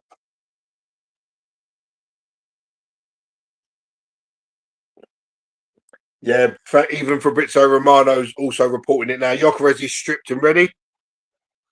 Good. And also is in Cape as well. I called it, didn't I, in Capier? Shut up shop. When in Capier... And Miles Lewis-Skelly as well. Oh, yeah, good. So that's the end of Eze for the night, if you ask me. Eze or Odegaard, either one of them. You can take either one of them off because they've both been as bad as each other, to be fair. It's funny because Odegaard, he came on the other day against West Ham and he took the game by the scruff of the neck. Mm. You know, and then today he just fluffs about. Returns to type. Calafiore off for Hincape. Yeah, that was expected. As I said, Calafiore, I like that he plays as forward as he does, but in today's game, it's been nothing. He's offered absolutely nothing at that end of the pitch. Yeah, but he's playing forward. But Tone, we're not delivering balls to him. We're not putting him. We're not giving the ball to him when he's in them areas. There's no point in him being there. I'd rather have Miles Lewis-Skelly on the pitch. Havertz for Gyökeres. Yeah, that's good. And Miles is on for who? The referee saying to Havertz, "You're lucky I didn't send you off. Get off." And Miles Lewis-Skelly for Eze. Yeah, that's what he's not going to take his golden boy off, is he? Odegaard. Let him fluff around for another 20 minutes. Yeah, I mean, I ain't got an issue with that. You know, he needs to put minutes in Odegaard's legs because he needs him absolutely on firing for the Champions League final.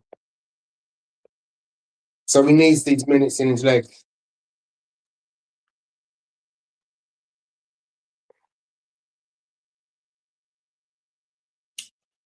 Thank you, Eze.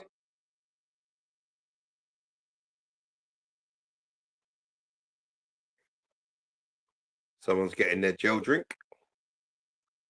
Declan Rice.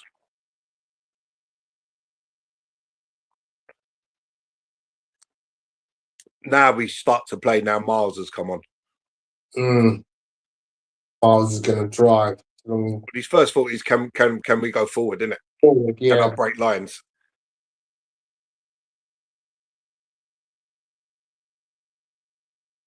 It's interesting. Why Odegaard? Odegaard's just completely got smashed. But I don't know why. And now Odegaard wants to fight. Odegaard wants to fight. You can't even tackle, mate, let alone fight.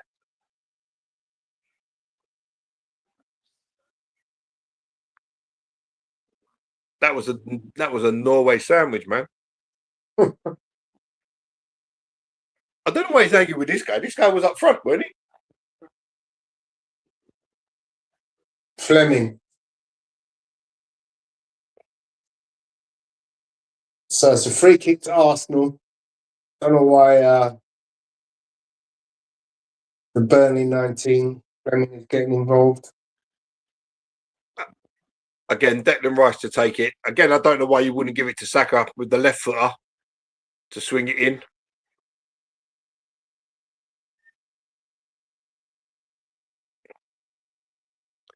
Do you want an in or do you want an outswinger? If you get an outswinger, that's what you get with Declan And it's a lovely cross, and there's no one at the far post, and it's out for a goal kick. No one coming in at the back. Yeah, he's got his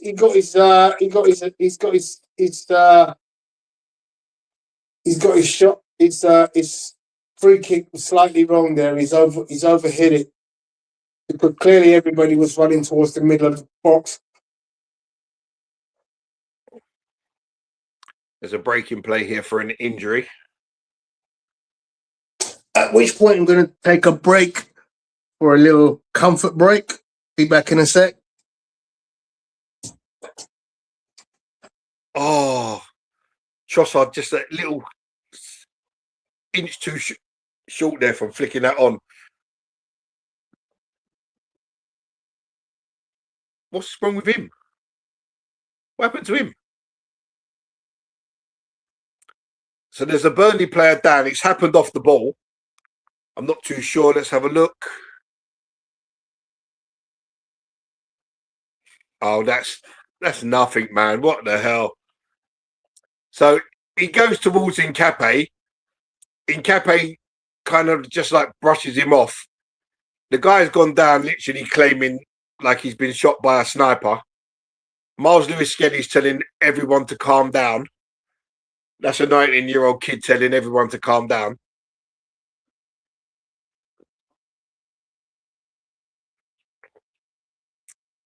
Who that?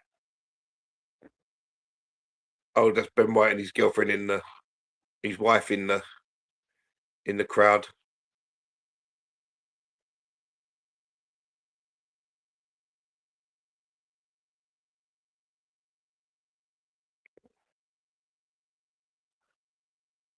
Mikel Merino covered in a blanket. Must be cold at the Emirates. Wonder if Apollo's got a blanket in the crowd. Apollo, let us know if you took your blanket with you.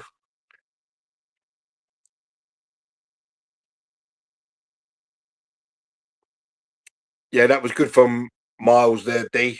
Just saying everyone calm down. Reminding everyone of what we're here to do.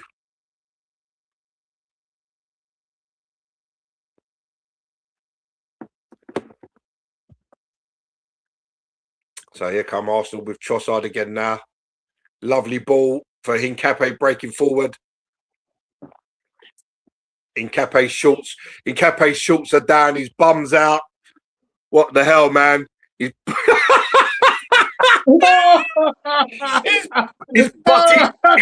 on the turf, man. What happened there? We didn't need that. How did he it's on the turf as well. Man, I've never seen that happen before, man. I've never seen that happen before. Oh, dear. Man's half naked on the pitch. Oh dear. I bet there's a few ladies that got a pleasurable look there. Oh dear, man. What the hell? I've seen some things in football, but that is a first. Man, properly. So Burnley have just brought on James Ward-Prowse.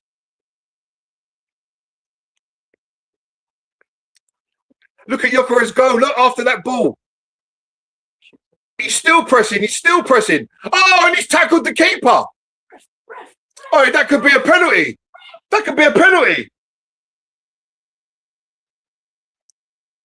Gyökeres has pressed the keeper.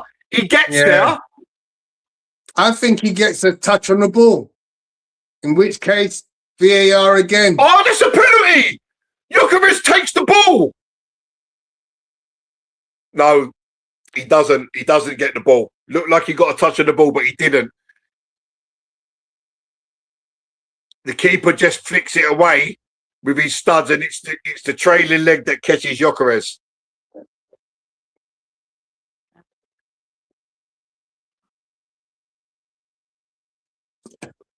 But that's what Victor gives you. That's what we've been missing, the energy up front. That's right. Max Dowman warming up. James Ward-Prowse will take the free kick. We know this guy can Deliver. deliver a ball.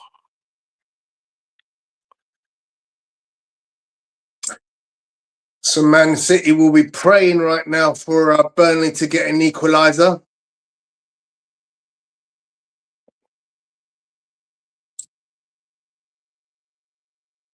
And so far they've looked like no kind of threat. Ball comes in. All Raya all day. And there was a foul. So it's a free kick to Arsenal. Foul by my namesake, Anthony.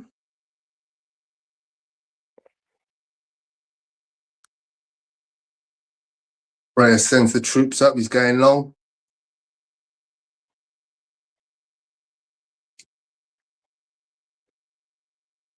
So on 18 minutes, 10 minutes to go. Just need to be professional. Would love a second goal right now. Right now, I'll settle for a shot time. And it's a goal kick to Burnley.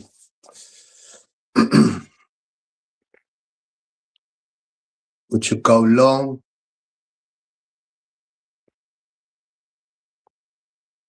I think there's a few nerves in the audience at this 1-0 result so far.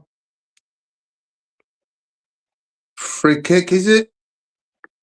Mosquera plays on, gives it to Odegaard, back heel, play on, Trossard, finds Nkapie. See, look, Nkapie is a far more dynamic player than Calafiori is, if I'm being totally honest.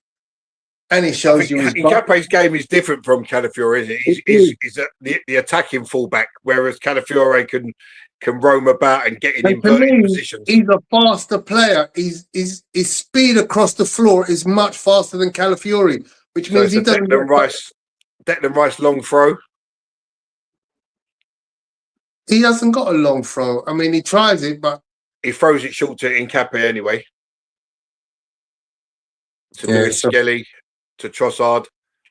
He's tried to flick it back to Lewis Skelly. Wrong option there.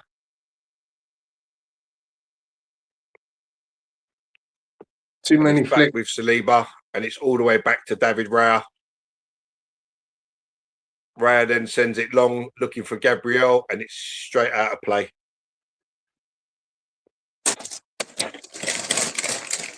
So 2 more substitutions for Burnley.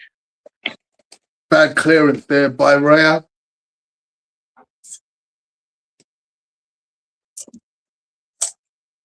So Burnley will now complete their 4-5 substitutes in their penultimate game. With some appearance money for a couple of players.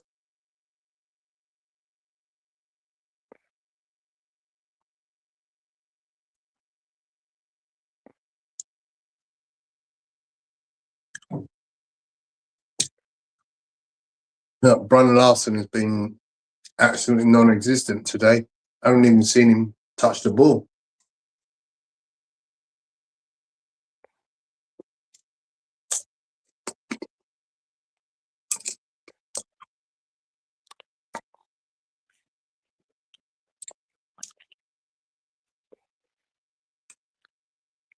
Odegaard goes to ground. Oh, good interception. What is David Raya doing out there? But he can kick it with his left foot as well. And it's a lovely ball. Gyökeres will give chase there. Gyökeres, well done, Victor Gyökeres. Oh, he just turned in, and he didn't know the other guy was behind him.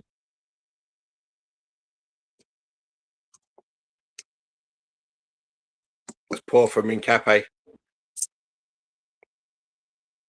Yeah, you're not beating Mosquera to that. Forget it.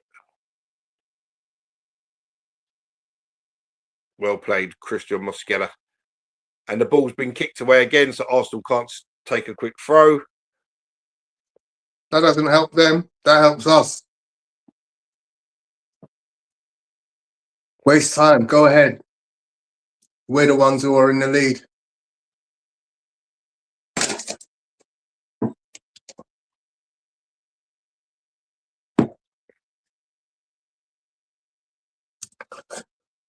So, 7 minutes of normal time remaining. Who's this down? Odegaard is feeling down on his haunches. Not a good sign. Yeah, he's struggling. But this is the thing, you know, the guy's just come back from injury. Yeah. You leave him on the pitch. Yeah. You want him. You want him for the next. You want him for the next 2 games. Yeah. And there is a danger, isn't there? Look at Gyökeres battling with 2 of them. Look, Gyökeres battling with 2 of them. Look. Well played, Victor Gyökeres. Battled with 2 of them, and he wins the throw for Arsenal. Crowd go wild. That's what we miss when he's not there, man. Yeah, 100%. I mean, we like Havertz, but he's just not giving you the same thing that Gyökeres is.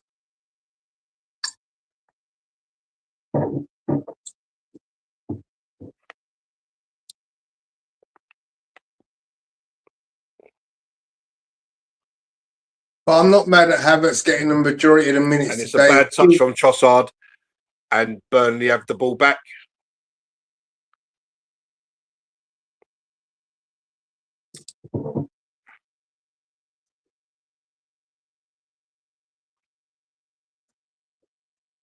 Yeah, this Burnley side, we're here for the taking tonight, man, and we really fluffed our lines. Mm. This was the opportunity to get some goals on the board. Definitely.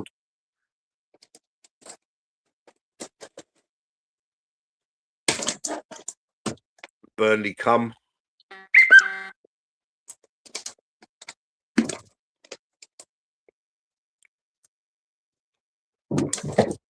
Well played, Saka, and well played, Declan Rice.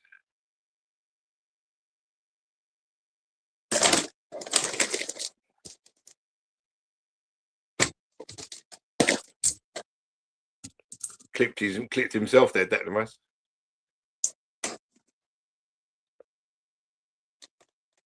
Declan Rice don't look like he's moving too freely either. Look, he's glancing over to the bench. I mean, to be honest, with the amount of games he's played this season, again, probably the highest number of games that he's ever played in his entire life. He's like 60-something games now, ain't he? Must be, yeah.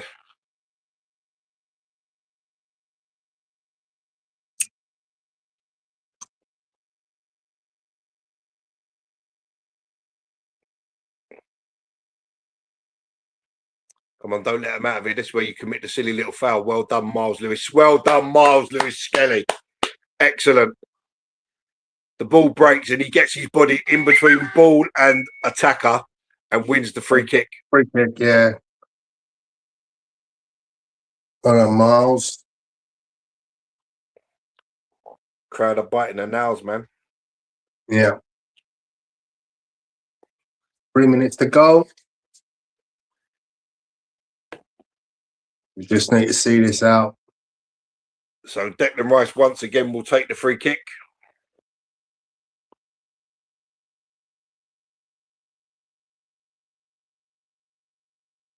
So hope he doesn't overkick it this time. Gets it in the danger zone. 3 players at the back in Capier. Gyökeres. Oh, Trossard on the Buddy Holly. And it's well wide. Buddy Holly, for anyone that don't know, is volley. Should have done better there. He's on his weaker foot though. Made me laugh away. Gabriel jumped like he's 15 foot tall.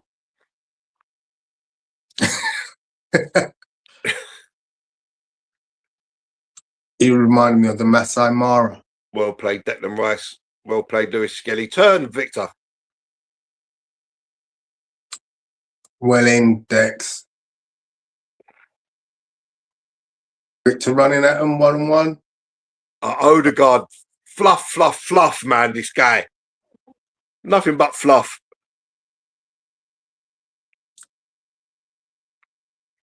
Trossard Nah, in the edge of ball's the out of box. play. Unlucky. Nice effort. I'm not mad at that. 88 minutes, couple of minutes left in normal time. I just want the We whistle go now, for mate. injury time.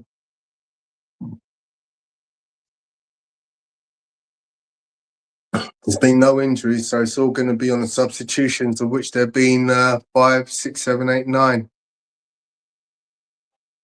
So going to be about 4 minutes injury time. 4 or 5 Odegaard, minutes. jump for the ball, Odegaard.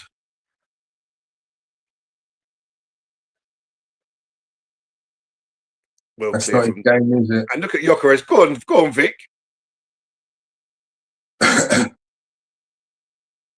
Well done, Vic. Come, where's his help? Look, no one there. Look, Trossard. Well done.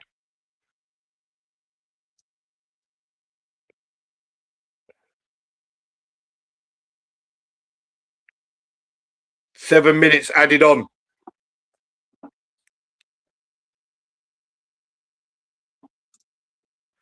Seven minutes, Tone. Yeah, I don't know where they got that from.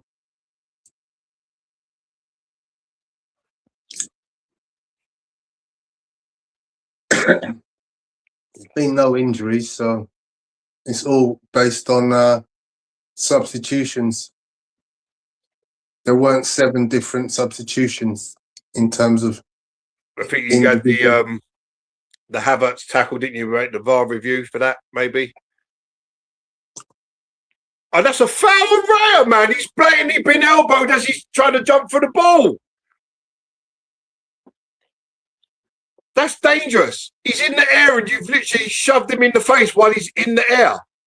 Yellow card for the player. That is ridiculous. Fleming. Yeah. In rugby, that's a red card. You know that. Deserves yellow card. He shoulder charged him while Raya's in the air. See, that's one of them Kusanov type fouls. I'm not looking at the ball. I'm just taking the man out. He could have landed and broke his neck from that tackle, man. Yeah, that's ridiculous. That's a red card, Gary. Because it's dangerous because he's in the air. Yeah, you don't know how he's going to land. The force of the challenge could tip him upside down. Mikel Moreno, Jurrien Timber, all standing on the side in their civvies. Trossard off for Martinelli. Called that one earlier, didn't I? That's a little bit of and Zubermendi, would it be for Declan Rice? Gabriel Jesus, go sit down, man. No one wants you. No one called you.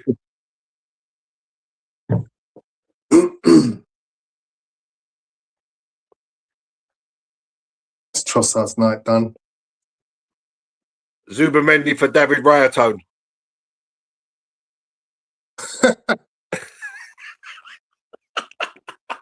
No, Zubermendi for Martin Odegaard.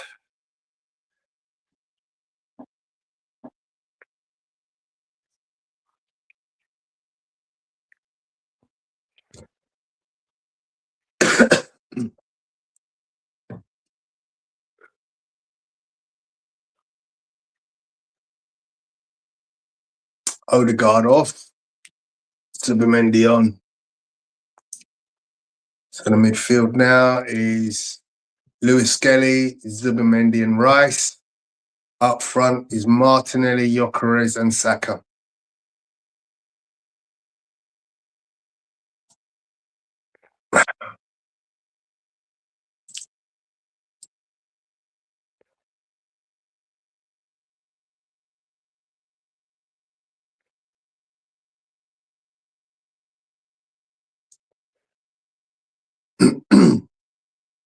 Raya thumps it long.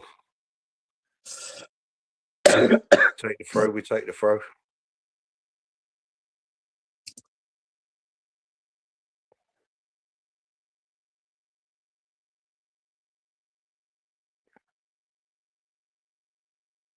Arteta dishing out instructions to Nketiah. I don't know why you just don't throw that down the line. Why are you throwing it infield? Makes no sense to throw it infield.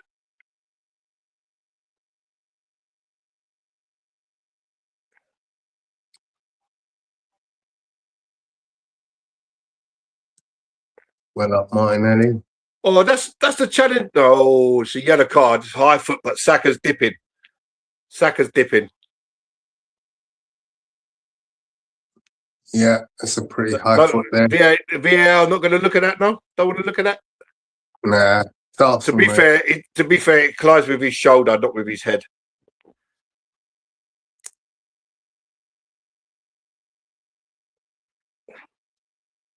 Oh, that is very high though, isn't it?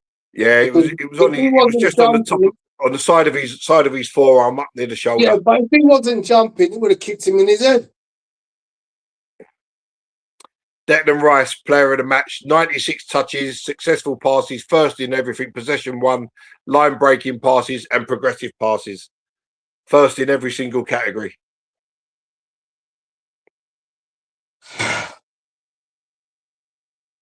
We got him our prize. We got him our prize.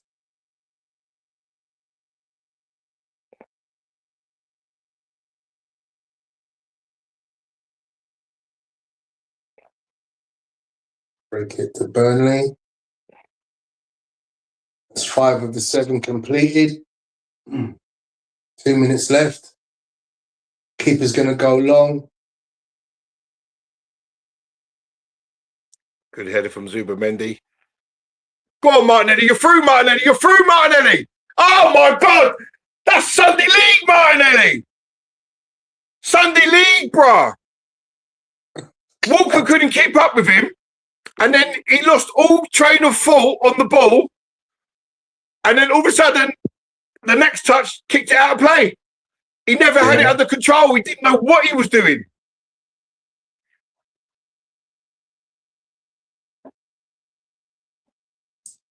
That's Martinelli for you, mate. He promises so much and delivers so little. Speedboat without a driver, Martinelli. Burnley go long. It ricochets off of Gyökeres. Still in their back 4 in their own half.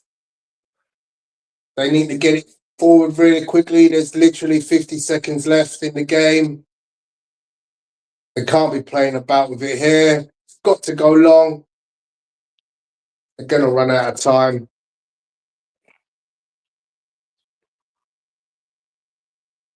Trying to see what they can conjure up from the back, but there's nothing up front. Well, we played over the 7 minutes, I can tell you that. And it's out for a goal kick. Well shepherded from Gabriel. He pumps up the crowd. Yeah, that'll be the end And of the surely game. that has got to be that. 7 minutes have been played. Soon as Raya kicks that up, that should be the end. No, we're still playing, Tone. We're into the 99th minute now. Few nerves jangling there in the stands. But you know what? Another win, another clean sheet. Raya is definitely struggling, isn't he? Not surprised after that tackle that he took. Yeah. Few jubilant hugs. For those supporters who turned out tonight, this could be the title winning game. Could be is the relevant word. It's a lovely flick on from Zubimendi, but no one running off behind him. So this got to be the last chance. The referee's still playing. Big kick by the Burnley goalkeeper. Well out by Gabriel. And followed up out a play by Mosquera. Starts hobbling. Why is he hobbling? It's a Carl Walker long throw.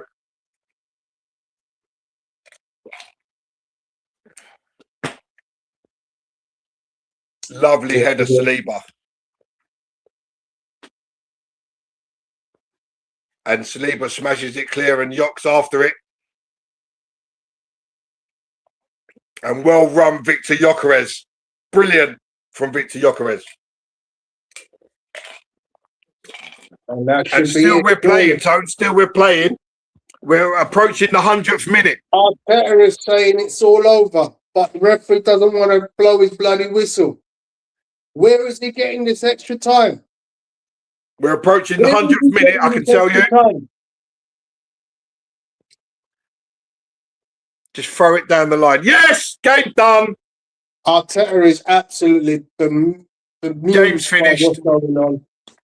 I'm not too sure where the other 3 minutes came from. Yeah, not sure at all.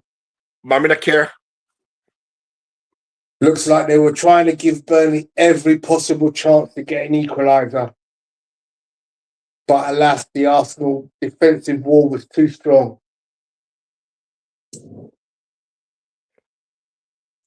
Lovely feet from Mosquera. Why did you cross it? Why did you cross it? I know, don't matter now because the game's done, but why did he cross it? It was lovely feet from Mosquera. All they had to do was stay in the corner. Yeah. That is it. Happy days! Okay, let's go. One more game to go. One more game to go. Bit nervy, but we got there in the end. That's the main thing. We got there in the end. So play 37, 82 points acquired. Goal difference is level, but a win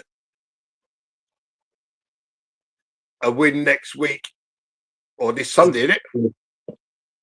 Yeah. This Sunday at Palace. Clinches our first Premier League title in 22 years. Palace stand to get a load of money if they let Arsenal win. They get 10 million. Kepa on the pitch to hug Gabriel and Nkape. Marino. I mean, you saw the difference that Victor Gyökeres made there when he come on. I think he should have started this game, man. The energy up front. We had a presence. Yeah, we had someone that pressed and harried. Exactly. I agree. But as I said, I mean, if the manager thought, you know what, I'll take this opportunity to try and give him a bit of a rest, I'm not mad at that because the result was the main thing. But for me, it's clear there's a marked gap between Havertz and Gyökeres when it comes to being that focal point at the front. Yeah, agreed.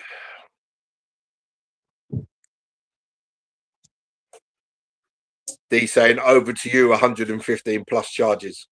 Yeah. That's it. If they don't win at Bournemouth, we are the champions. We are the champions. We've done all that we needed to do. Bournemouth Man City tomorrow kick-off at 7:30, is it? Did I see on that just now? Yeah, 7:30, yeah. Early kick-off. I don't know why they didn't have an early kick-off tonight because now Arsenal are going to do their lap of honour because it's the last game, the appreciation lap of it called. It's only because they played Saturday, didn't they?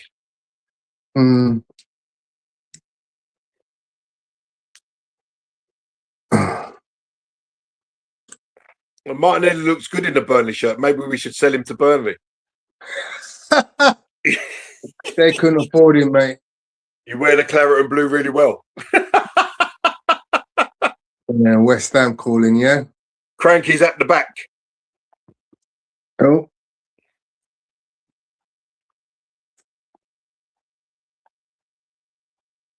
Uncomfortably comfortable now, yeah? I'm tired. I'm tired too. I'm so tired. Are you tired like that tackle from Havertz? That was that's a red. I go back to talk. That's a red card in any book. Yeah, see it's a clear red card. VAR, brother. I'm but telling the ref didn't give the red card. The ref didn't give it. But what is the point of VAR? Then make to look at that and know. That's a clear. So it worked twice for us now, Tony. In it's 2 weeks. Twice. Oh man! You know what? Get rid of the thing, because to be honest, I'd rather just get the decisions right on the pitch and just say, look, screw But it. you're not getting it right on the pitch. That's your problem. But the ref, the ref was 10 yards away. How do you not see that? Look, I think they probably think the force wasn't as what we think it is, but VAR can't tell that. It's a red card. I don't understand our team. Did Burnley keeper make any save today? Did he dive once? No. Is his jersey dirty? Like, what the hell? Oh, my Lord. This is a hard watch. I agree.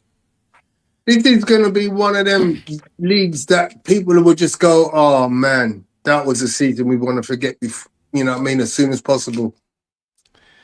I thought we'd win at least by 2-0 today. We relax. You know, we're tied on goal difference now with Man City, right? Yeah. We can't play Palace like this. We cannot play Palace like this. They're going to play more football, obviously, because they have nothing to lose. And they're not going to sit back like Burnley, but we can't play like this. Yeah, but to be fair, Cranky, Burnley didn't just sit back. They was playing a 4-4-2. They sit by the whole first half. They sit by the whole first half and then try to hit on the counter. Second half, they were more up the field, but we start dropping back because we start getting nervous. They didn't test Raya, fair enough, but if they had some more quality, they could do better. We need some dynamic wingers. That's all I gotta say. And Gokeres should have played instead of Havertz.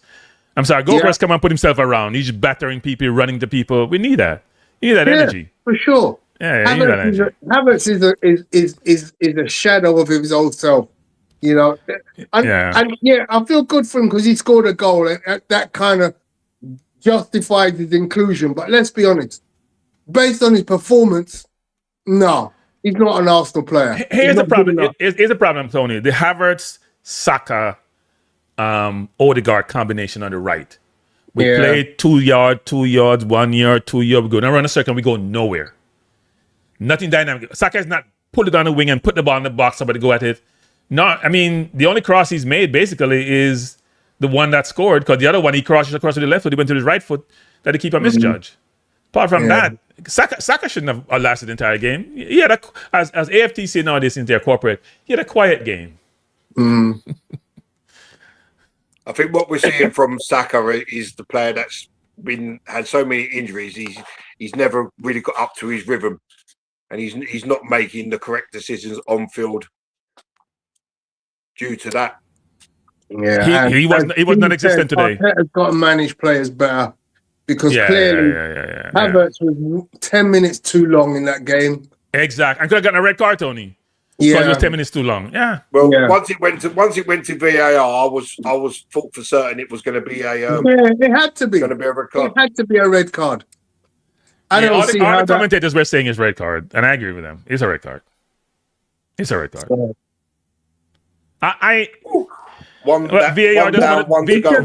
It just makes the whole judging of football become a farce, because everybody's going to be on at us tomorrow. Everybody and sundry will be on at Arsenal. Arsenal should have had 10 men. Yeah, Arsenal got a penalty or should have got a goal off for. Why are we celebrating the stadium like we won the league already? We haven't won the league yet. It's because it's the last home game, innit? So the players do a lap Thank God for Raya. Thank God for that acquisition from Brentford. Yeah. No, you're right. It's absolutely, a result of having the balls to say, you know what, Aaron Ramsdale is good, but we can do much better. And that is the most significant buy Arteta has made. Yep. He's been Arsenal's best player this season. So we can talk about Rice. Declan Rice has been amazing, but David guys, I've got to jump because my mum needs me. Okay, go to mommy. Nice one, I'll see you Sunday, guys. All right, take care, Gary. That's right. That's Sunday, isn't it? Today's Monday. I forgot about that. So we play on Sunday's last day of the season. Let's hope Bournemouth do us a favor and draw tomorrow. They don't have to win. Yeah. Just draw the game tomorrow so we can just relax. Exactly. Yeah, draw the game so we can relax. City has to win, so they have to open themselves up. And let's hope the referee VAR makes a decision on Kosanov giving away a red card, because he does it every game. I'll give you a Every penalty. game he does Every it, game. and it's driving me up the wall. I don't see the point in VAR because he does the same thing each and every game. Every You know game. you know who else has been terrible this year for that? Van Dijk. Yeah. But at least he gets some call against him. He's giving away a penalty this year. Kosanov hasn't given away any. Kosanov will get a penalty every giving game. away one penalty is a joke because he should have had about 6. Yeah. We offensively, we are inept. We are. I know you guys are talking about Odegaard and how the commentators are raving about him. Why am I not raving? No. Why am I not raving? He's overdoing it. He's playing himself in the wrong place. He finds himself too deep. You know, what was the purpose of Odegaard, I also trust ever made a one-time pass yet? Have they ever passed the ball once? Just a one-time. Pass the ball to get past somebody versus I touch it and caress it and hold it. Early in the season, but it's gone. It's gone from his game. Yeah, people wouldn't believe that. People are going to say, you guys we won and blah, blah, blah. We played Burnley, for Christ's sake. Sorry. I'm not getting excited. Yeah. Burnley. No, I can understand it, but you know what? We just got to go and do the job now. One more game to go and win this league. No, we just got to hope. We got to talk to Bournemouth. We got to give Bournemouth some money. If we creep across the line, c'est la vie. You know, Bournemouth trying to get into Europe. They need to get themselves into Europe. Go beat Man City and win your last game. You're in Europe. At the same time, Crystal Palace want to get some money for Eze. Yeah, so you know what? You know what? They could easily just say, "All right, look, we'll take the 10 million. Yeah, take the league. We'll take the 10 million." Apollo say, "They have their party. You can have your party how you want, Apollo." Some people believe in excellence, and some people believe in mediocrity. I'm in the excellence camp. I'm sorry. I'm not celebrating. Until we win on Sunday, I'm not celebrating anything. This team just doesn't know how to put teams away. We're not creating anything. Garfield says Arsenal winning 1-0 might be good for Manchester City, but it means nothing if Arsenal beat Crystal Palace. Exactly. We only have to win 1-0. It doesn't matter how much. Man City could score 20 against Aston Villa. It will make no difference. If we win 1-0 against Palace. Villa playing them after Europa League final, so they're going to make it difficult. Yeah. They're playing them after the final is done. They're going to go enjoy themselves. They're going to play free. Yeah. They have a more difficult running than we do. We win 1-0 against Burnley at home. Jesus Lord. I'm still trying to digest that. You figure you want to run the score up against Burnley, but at least make it something that which can't be caught by City. But right now we're tight on goal difference. So if we draw with Crystal Palace, it comes down to goal difference, doesn't it? Yeah. And we'd have no one to blame but ourselves, because ultimately that's a game we should be winning. We should be going across London. We're not driving all the way up North England. We're going across London. Yeah, we're staying in our same hotel that we stay in for home games. Everything is the same, except we're going to South London. And I'll tell you for nothing, Crystal Palace's ground will be full of Arsenal fans. Yeah? Yeah. We gotta play Gokares in that game. I'm sorry. I'm not happy. We have to. Yeah, I agree. I totally agree. Gokares put pressure on defenders. Harvard's not putting pressure on defender. He wants to play football. He wants to be a 10 and an 8 and a 6 at the same time. We need to send a forward up there running at defenders. In that final third, which is what Gokares is. Yeah. That's what we bought him for anyway. I don't know why we're not using him. We didn't play him against City. We didn't play him today. Well, we played him, but off the bench. Against the lower league team, he does play well. And he does score a goal. It's the better teams that he struggles against. Yeah, so I expect a completely second string Crystal Palace on Sunday. Anyway. Yeah, but Apollo, they played Burnley at Burnley. We playing at home. Don't tell me you were in the stadium nervous, like all the fans I saw biting their fingernails. I was, but you know what? They showed the average. I told them they showed the average tackle. Oh, that's not a red card. I don't know. Yeah. You know what? It didn't stomp on him though. He stretched his leg out. It didn't stomp on him. It's no, and ultimately it was just a high tackle. But It's a high tackle. It's not malicious. That's No, what it we would wasn't. say. He was trying to trip him, sort of. Yeah, Yeah. but you can't have your studs up, and that's the rule of the game, right? Studs Yep. up is a red card. So I'm confused, but hey, it worked in our favor, so I'll live with that. We have one more game to go. Yeah, I'm confident. Cranky. I am. I don't think Crystal Palace play any of their best 6 players. Seriously, I don't think they. Well, they may play them for a few minutes, right? Just to keep the cobwebs out. They probably put them on with 20 minutes. No, I don't see that. You know what I mean? Not from the start. Yeah, it's gonna be a difficult game. It's gonna be a difficult game. You want to give them boys all the rest they can get ahead of that game, because that European trophy is massive for them as a club. Massive. Yeah. This is a once in a lifetime opportunity for Crystal Palace. And if we win, they get $10 million, right? Yeah. Or £10 million. Well, they have a responsibility to the organization to play the butler and the groundsman. That's what they have a responsibility. And the dishwasher. And the dishwashers. Yeah, if they have the club in their own, if they need £10 million. They're not like us who can blow off 10 million. They can't blow off 10 million. They need it. That's a up and coming player. Exactly. Or somebody's wages, 2 players' wages, because they don't play more than £100,000 a week. Yeah, they can't afford to get that. They can't afford for us not to win that game. I wonder if they look like they throw the game to us, if they'll change the rules that you can't have those contingencies in your contract. That's an interesting one, actually. We've seen this happen before. Yeah, but not where we've seen where if the team loses, they make £10 million. I don't think so. If they win, maybe. Not if they lose. If they lose, they make £10 million. Without a doubt. Guaranteed. All they have to do is lose and they make $10 million. Yep. And if they win, they get nothing out of it. That's the point, isn't it? Yeah. So the question, why would you allow those to be put in contracts when the situation may occur again? Or you think it's not something that may reoccur? It has occurred once, could occur again. That'd be interesting, actually, to see what going forward the authorities do. No, they can't do anything. It's happened so many times before. It will happen again. There's nothing you can do. You have a right to play whoever you want to play. Yeah. No, I mean, you can't put in there that well, you're right. It's a far stretch to think that would occur, actually. Because it's about you winning the championship. And the question, how much can you affect it? Well, it comes down to you can affect it now. It's a black swan event, but you can affect it. Well, Tony, we have one more game to go. Yeah.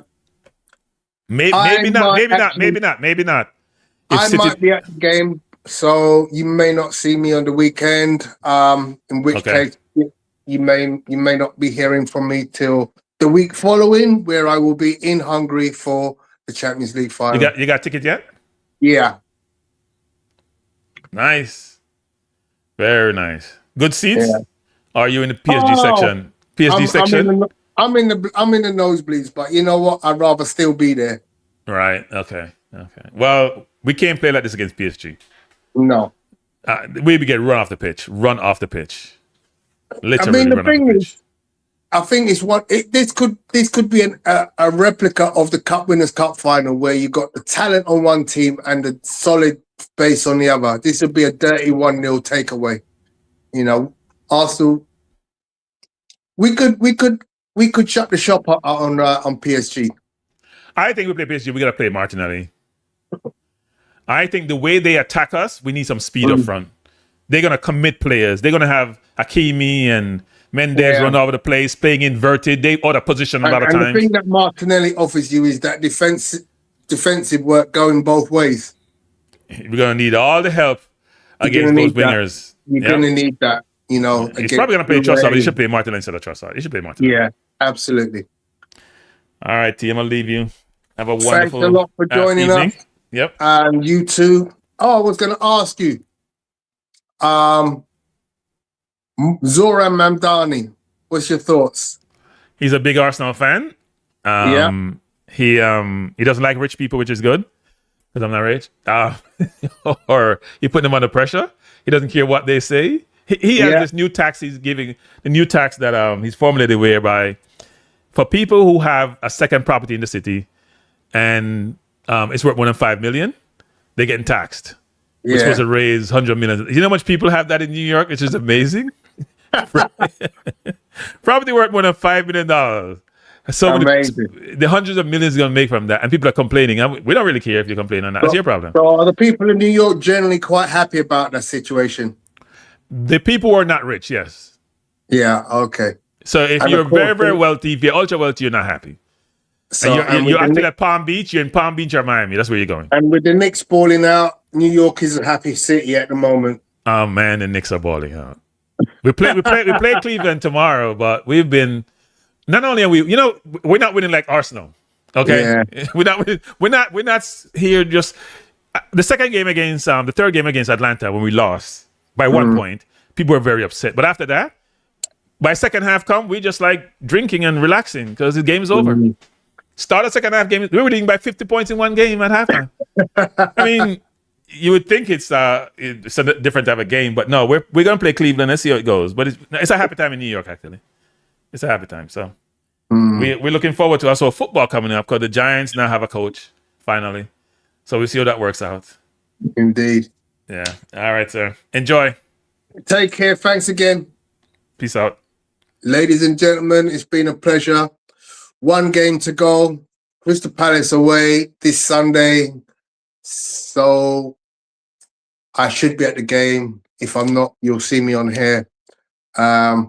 You may see me on here anyway. But yeah, come on, you Gunners.